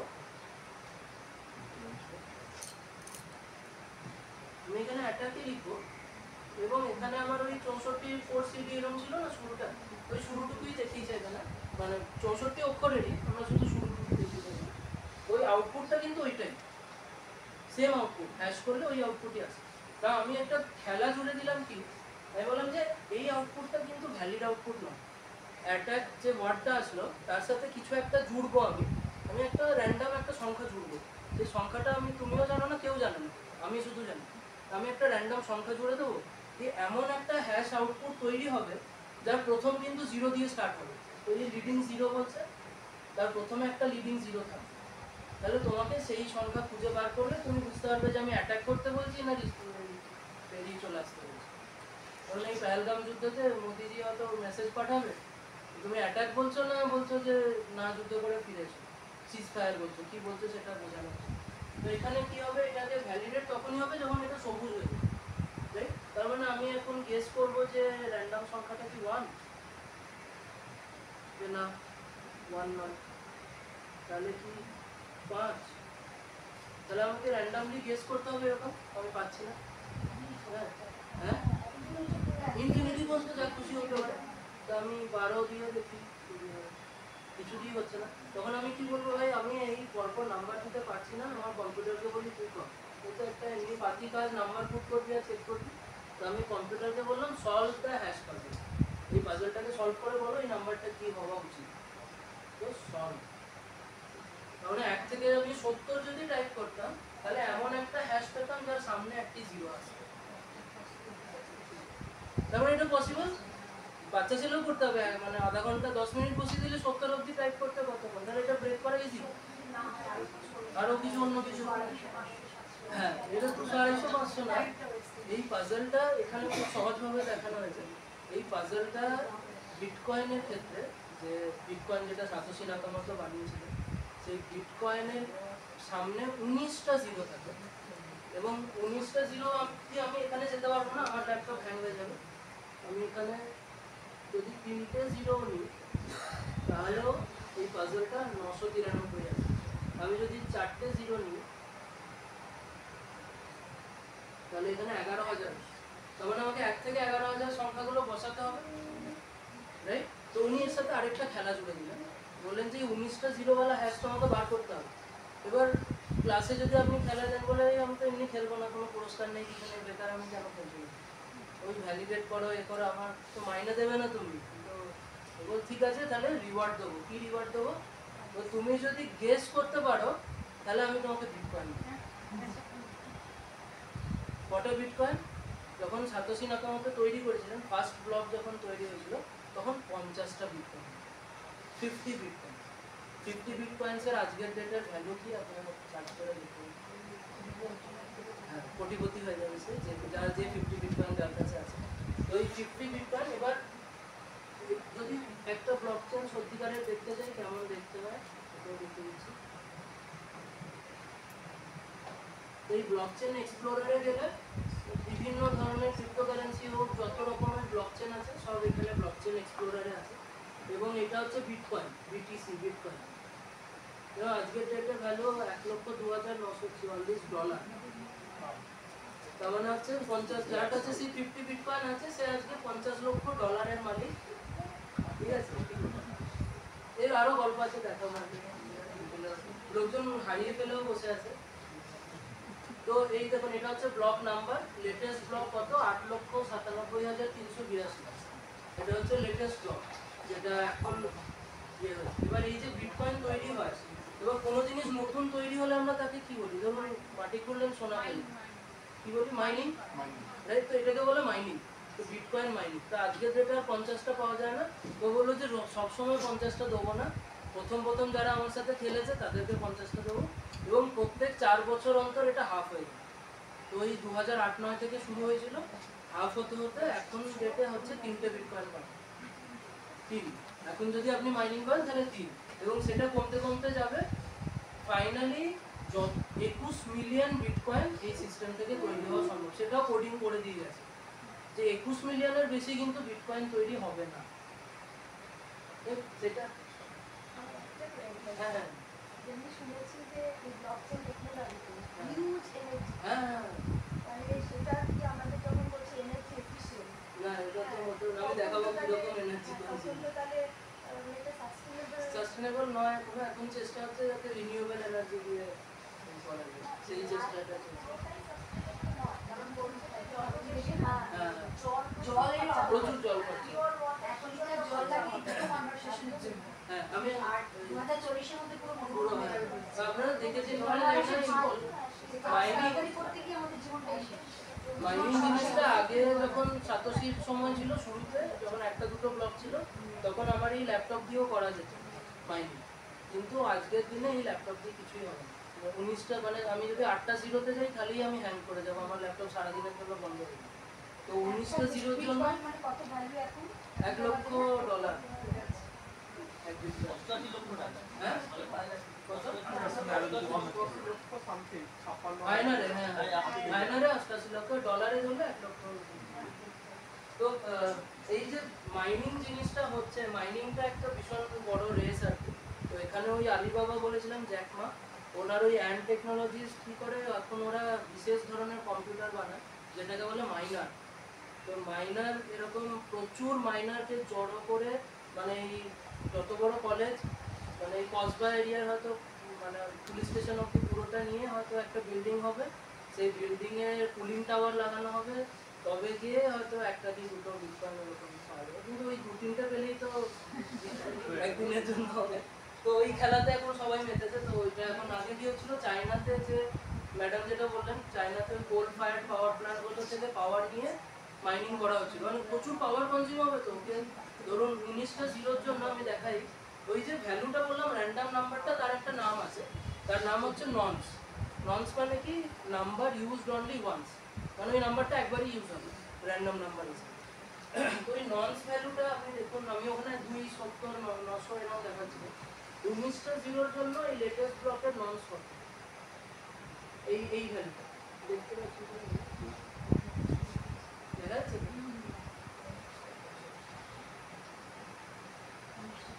19টা জিরো, এই যে হ্যাশ ভ্যালুটা দেখছেন, এর সামনে 19টা জিরো আছে, 19 লিডিং জিরো আছে। আর এই র্যান্ডম নাম্বারটা যে মাইনিং করেছে তাকে গেস করতে হয়েছে, যেই ব্লকটাকে মাইন করেছে। ব্লকটাকে মাইন করেছে মানে ও কি করেছে, এই ট্রানজ্যাকশনগুলোকে সব ভ্যালিডেট করতে হয়েছে। এই খাতার পাতায় যা যা ট্রানজ্যাকশন আছে আমি সব বুঝিয়ে পাইলাম যে ঠিক আছে। তারপর আগের পাতার নাম্বারটা জুড়ে, তারপর সব হেডার ফেডার বানিয়ে ফরম্যাটিং করে রেডি করে, তারপর বলছে হ্যাঁ এই পাতা আজকে থেকে আমি স্ট্যাম্প করলাম, অডিটর যে কাজ করে, অডিটেড স্ট্যাম্প, এটা ঠিক আছে, পরের পাতায় আমরা যেতে পারি। তো এই কাজটা করে দিল, তার জন্য ওকে 3 বিটকয়েন দেওয়া হচ্ছে। তো সেটা করলো পুরোপুরি মেশিন, আর মানুষজন কি করলো, কিছু ইয়ে অ্যাড করে দিল। তো এখানে দেখুন কে পেয়েছে, এই ডেটাটাও দেখা যাবে এখানে। এই যে ব্লক রিওয়ার্ড, এই ব্লক রিওয়ার্ডটা পেয়েছে, সেটা এই ডেটাটা এখানে দেওয়া আছে। এই যে 3.15 বিটকয়েন, এখন 3.15 বিটকয়েন দেওয়া হচ্ছে এজ এ ব্লক রিওয়ার্ড। তো এটা হচ্ছে ব্লকচেনের মেইন ইউজ। তো এইভাবে কি কোনো ট্রানজ্যাকশন অ্যাড হলে এরকম ব্লক হিসাবে অ্যাড হতে থাকবে। ব্লকচেন জিনিসটা আমরা বুঝলাম, বিটকয়েন কিভাবে ট্রানজ্যাকশন হচ্ছে, ওই ট্রানজ্যাকশনগুলো অ্যাড হতে থাকছে এক একটা ব্লক হিসাবে। এবং ওই যে নাম্বারটা গেস হলো, ওই নাম্বারটা তো ব্লকের জন্য ফিক্সড, তার মানে যে প্রথম গেস করবে সে পাবে রিওয়ার্ডটা, এবং বাকি সবাইকে বলতে হবে যে হ্যাঁ, মানে ধরুন আপনি ক্লাসে একটা অঙ্ক করতে দিলেন, দিয়ে বলেন যে প্রথম উত্তর দেবে, সঠিক উত্তর তাকে পুরস্কার দেওয়া হবে, আর বাকি সবাই বললে হ্যাঁ হ্যাঁ এটাই ঠিক উত্তর। তার মানে কি ওই ব্লকটা ভ্যালিডেট হচ্ছে, সব অডিটররা মিলে বললো যে না ঠিক আছে, আমাদের উত্তরের সাথে মিলছে তোমার উত্তর। আর যদি কেউ হ্যাকার হয়, সে ধরুন ভুলভাল একটা ব্লক অ্যাড করে বলে এটা সঠিক ব্লক, তাহলে বাকিদের সাথে মিলবে না, সেটা 50% বলবে যে না এটা ঠিক নয়, তখন সেই ব্লকটা অ্যাড হবে না। তার জন্য বিটকয়েনের যে ব্লকচেন সেটা কারোর সাহায্য ছাড়া চলছে এবং ভীষণ ভালোভাবে ওর থেকে অনেক সেফ এবং অটোমেটিক হচ্ছে সব কিছু। তো এটা একটা তো ম্যাডাম যেটা বললেন বিটকয়েনের প্রবলেম, বিটকয়েন মাইনিং করতে যা এনার্জি খরচা হয় সেটা যদি আমি সব পৃথিবীর সব দেশকে পরপর রাখি তাহলে 27 নম্বর দেশ হিসেবে কাউন্ট হবে। ও যা এনার্জি কনজিউম করে সেটা সুইডেন, ইউক্রেন, বিভিন্ন ইউরোপিয়ান কান্ট্রির থেকে অনেক বেশি এনার্জি কনজিউম, ইলেকট্রিসিটি প্রচুর এনার্জি কনজিউম করে তার জন্য। এবং এর যে মেথডটা কনসেনসাসে তাকে বলা হচ্ছে প্রুফ অফ ওয়ার্ক, মানে তুমি কম্পিউটিং করে তোমাকে প্রমাণ দিতে হবে যে তুমি খেটে বার করেছো উত্তরটা, তুমি কারোর থেকে টুকে লিখে দাও, সেটা তোমাকে প্রমাণ দিতে হবে নিজে তুমি পরিশ্রম করে বার করো। তো বিটকয়েনের এটা একটা প্রবলেম। এখানে একটা লিঙ্ক আছে, লিঙ্কটা এখন তো অত টাইম নেই, আমি চালাচ্ছি না, আপনারা দেখতে পাচ্ছেন মানে একটা মাইনিং না এটা কিছু হ্যাঁ এটা একটু পার করে দেখে দিতে হবে। এটা কিরকম দেখতে হয় একটা মাইনার মানে ফ্যাক্টরি, পুরো একটা বড় ফ্যাক্টরির মতন দেখতে হয়। If you're someone who procrastinates a lot, no matter how hard you try, but you cannot get things done, Bitcoin hit $1 trillion mark. Backed Shenzhen-based Bitcoin is worth of copper, gold. wants in its cooling. In Overminer, an older generation ES9, which was released in September 2017, was only pulling 1350. The miners now are at 3,000. তার প্রচুর ওই জন্য জল খরচা হচ্ছে, প্রচুর water consume করে ওদেরকে ঠান্ডা রাখতে হচ্ছে। তাহলে এই গোটাটা হচ্ছে একটা মাইনিং ফ্যাক্টরি, একটা ফাঁকা মাঠের মধ্যে অত বড় জায়গাতে মাইনিং করে। এখন চায়নাতে হচ্ছিল এটা, এখন এটা Our ideal goal is to keep the ambient temperature around 8. হ্যাঁ, তো চায়নাতে এটা হচ্ছিল, তো এখন স্টপ করা হয়েছে। চায়নাতে ইলিগাল অনেক মাইনিং হচ্ছিল, কারণ কয়লা দিয়ে যে ইলেকট্রিসিটি তৈরি হয় তার দাম অনেক কম। তো এখানে একটা ইকোনমিক্স আছে যে ততদিনই লোকজন মাইনিং করবে বা ব্লক ভ্যালিডেট করবে যতদিন রিওয়ার্ডের দাম তাদের খরচার থেকে বেশি, তাছাড়া তো করবে না। আমি ইনভেস্ট করছি একটা টাকা এইসব মেশিনপত্র কিনে ইলেকট্রিসিটি খরচা করে, আমি ততদিনই মাইনিং করবো যতদিন আমার রিওয়ার্ডটা বেশি, মানে বিটকয়েনের দাম যত বাড়বে মার্কেটে ততদিন ওই রিওয়ার্ডটাও চলবে, মানে মাইনিংও লোকে করতে থাকে। তাছাড়া কিন্তু যদি বিটকয়েনের দাম, বিটকয়েন এমনিতে তো কিছু নয়, বিটকয়েন কি, বিটকয়েন তো মানে একটা কয়েনের মতন আপনি পকেটে রাখতে পারবেন তাও নয়, এমনিতে তো কোনো ভ্যালু নেই। তার ভ্যালু কেন দিচ্ছে লোকজন, কারণ তারা কিছু ভ্যালু পাচ্ছে যে এটা ইউজ হতে পারে কোনো জায়গাতে কোনো ট্রানজেকশনে, বা এটা বিয়ন্ড কান্ট্রি ইউজ হতে পারে, তো তার জন্য লোকজন ভ্যালু দিচ্ছে। তার অনেক ইউজ কেস আছে, যেমন ধরুন জিম্বাবুয়ে বা এইসব কান্ট্রির মুদ্রাস্ফীতির জন্য টাকার ভ্যালু বিশাল ডাউন হয়ে গেছে। তো ওখানকার যারা লেবাররা আমেরিকায় ছিল তারা নিজেদের ফ্যামিলিদেরকে বিটকয়েনে টাকা পাঠায়, এবং বিটকয়েনটা ভ্যালিডলি ইউজও হচ্ছিল ডলারের জায়গায়, যে ডলারের সাথে লিঙ্ক বলে ইউজ করো, তাহলে নাহলে ওখানে এক বোতল জল কেনার জন্য এক সুটকেস ভর্তি টাকা নিয়ে যেতে হবে যে এক বোতল জল কেনার জন্য, এতটাই ওদের টাকার দাম পড়ে গেছে। তো সেই প্রবলেমগুলোর জন্য এই এটা করা হচ্ছে। এবার কিছু গুপ্তধনও আছে বিটকয়েন রিলেটেড, সেটা বিভিন্ন জায়গায় লুকিয়ে আছে, কেউ চেষ্টা করলে সেটা উদ্ধারও করতে হবে। প্রথম গুপ্তধন হচ্ছে এই যে সাতোশি নাকামোটো, যিনি আর কি টিম বা ভদ্রলোক বা যাই হোক, ওনার প্রোফাইলে এই পরিমাণ বিটকয়েন আছে, $103 বিলিয়ন ওয়ার্থ অফ বিটকয়েন ওনার শুধু ইয়েতে আছে। তো এখানে আমরা ওয়ালেট বলি জিনিসটা।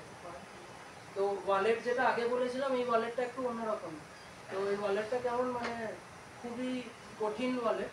কঠিন কেন, ওই আগেকার মানে ছোটবেলায় কি হতো না যে আমাদের টার্গেট থাকতো ঠাকুমার ফুট থেকে টাকাটা চুরি করে আইসক্রিম কিনে খেতে হবে গ্রীষ্মের দুপুরে, কিন্তু ঠাকুমার ফুট এমনই টাইট বাঁধা থাকতো যে খোলা সম্ভব হতো না। তো এটাও সেই ফুটের মতন, যেটা ভীষণ রেস্ট্রিক্টেড। কারণ কি, এটা এমনই একটা ওয়ালেট যেটাকে যদি 3 বার ভুল পাসওয়ার্ড দেওয়া হয় পুরো নষ্ট হয়ে যাবে, মানে যা আছে সব বার্ন হয়ে যাবে, একদম জিরো হয়ে যাবে। তো এই ওয়ালেট তো সাতোশি নাকামোটো নিজেও কোনো ট্রানজ্যাকশন করে না, তো এখানে জমছে, ও যা রিওয়ার্ড পেয়েছিল সেই হিসাবে জমছে এখনো।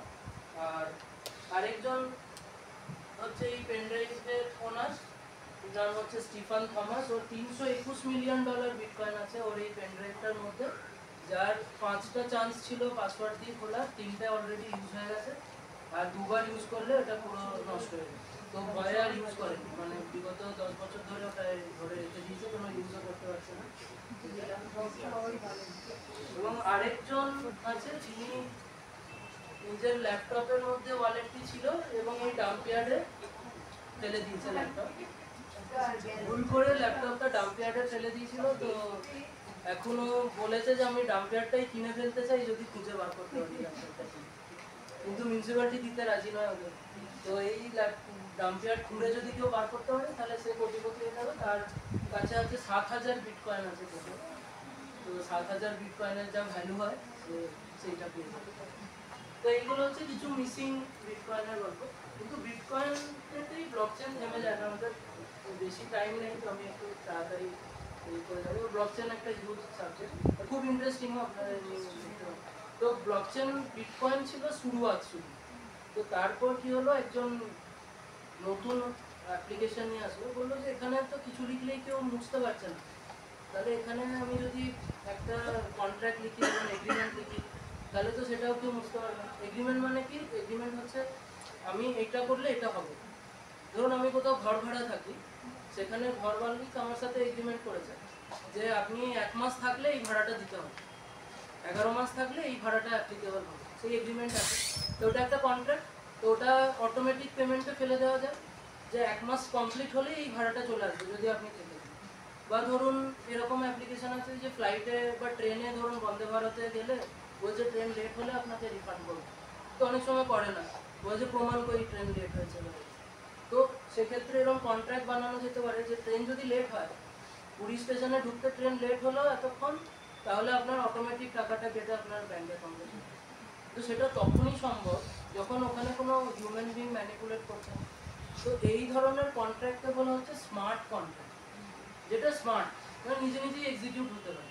এবং এটা যদি ব্লকচেনের মধ্যে লেখা যায় তাহলে তো সেই হ্যাশটা সবে কোডেড হয়ে যাবে, কেউ ব্রেক করতে পারবে না, উল্টোপাল্টা কিছু লিখতেও পারবে না যে এখানে এই ডিলে হলে অন্যজনের অ্যাকাউন্টে টাকা পাঠিয়ে দাও, এটা তো লিখতে পারবে না।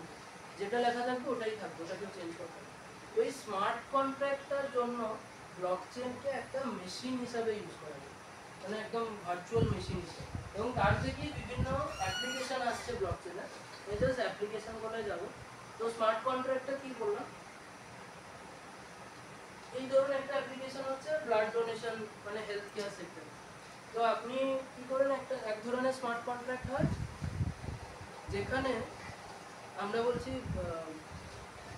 আপনি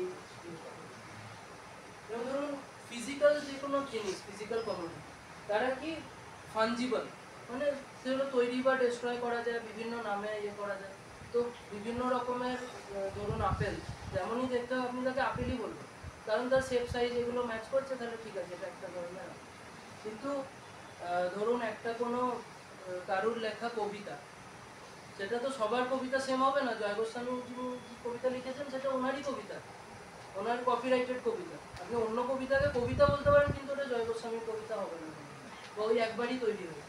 তো সেটা হচ্ছে নন ফাঞ্জিবল, মানে সেটাকে রিইউজ করা যাবে না, যে জয় গোস্বামীর নামটা কেটে আমার নাম লিখে ছেপে দিলাম, ছাপতে পারেন কিন্তু লোকে কপিরাইটে আপনাকে চার্জ করবে। তো সেটা হচ্ছে নন ফাঞ্জিবল।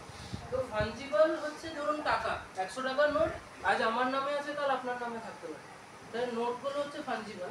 তাহলে এই বিটকয়েন ক্রিপ্টোকারেন্সি আজ আমার কাছে আছে, কাল আপনার কাছে থাকতে পারে, তাহলে সেটা হচ্ছে ফাঞ্জিবল, রাইট? তো আমি একটা কন্ট্রাক্ট হিসাবে যে আরবিআই লেখা থাকে না, আমি বলছি যে এটা যে ধারক তাকে দিতে বাধ্য হতে থাকে, তো এটা একটা কন্ট্রাক্ট, একটা এগ্রিমেন্ট দুজনের মধ্যে, যে 100 টাকা যার কাছে থাকবে তাকে এই পরিমাণ দিতে আমি বাধ্য।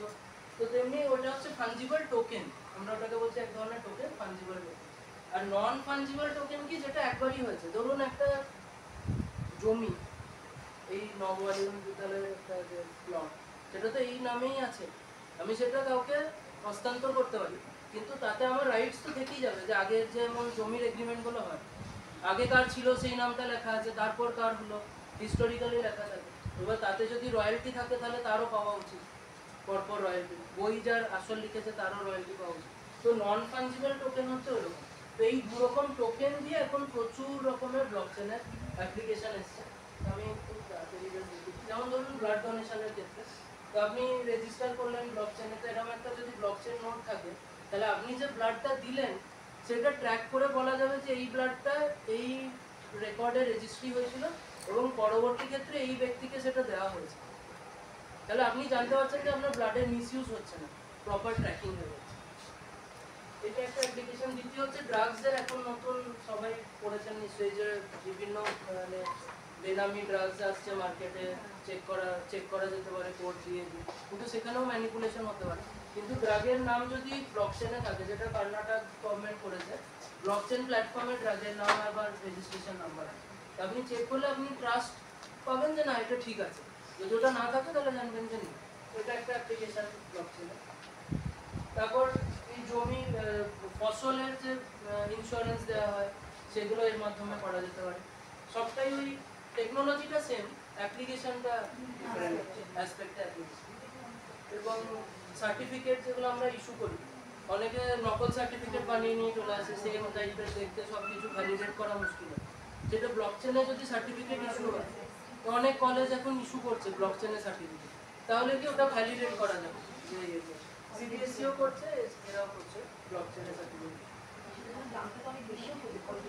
খরচা একটু বেশি হবে কিন্তু ভ্যালিড, মানে জিনিসটা কোনো কেউ ম্যানিপুলেট করতে পারে না। আর প্রপার্টির ক্ষেত্রে মানে নিউ টাউন আমাদের যে অথরিটি আছে গভর্নমেন্টের, এখন নিউ টাউনের বিভিন্ন জমিকে ব্লকচেনে রেজিস্টার করা, মানে তার জিপিএস কোঅর্ডিনেট দিয়ে দিয়ে কে লিগাল অথরিটি এরকমভাবে নোট করে সেটা রেকর্ড করা হচ্ছে এবং সেটা ট্রান্সফার করা হচ্ছে। তো এইগুলো এখন নতুন হচ্ছে। তারপর জুডিশিয়ারির ক্ষেত্রেও অনেক সুবিধা হবে।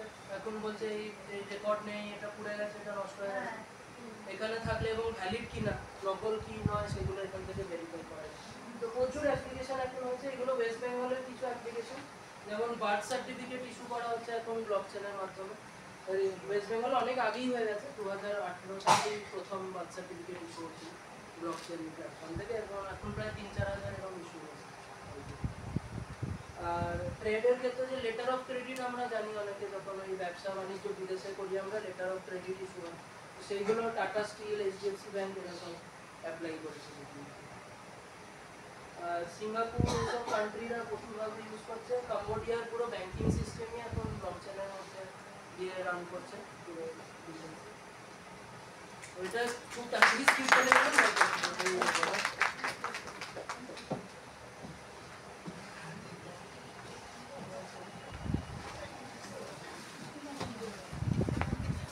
কোয়েশ্চেন আনসার করা হলো না। যদি কিছু থাকে আমাকে লিখতে পারেন আলাদা করে বা পরে। কারোর কোনো কোয়েরি আছে আর? আচ্ছা, এখানে তাহলে আজকের সেশনটা শেষ করছি। আবার লাঞ্চের পর we will meet, and thank you Dr. Bandyopadhyay for this enriching session and telling in a very lucid way, I think. Okay.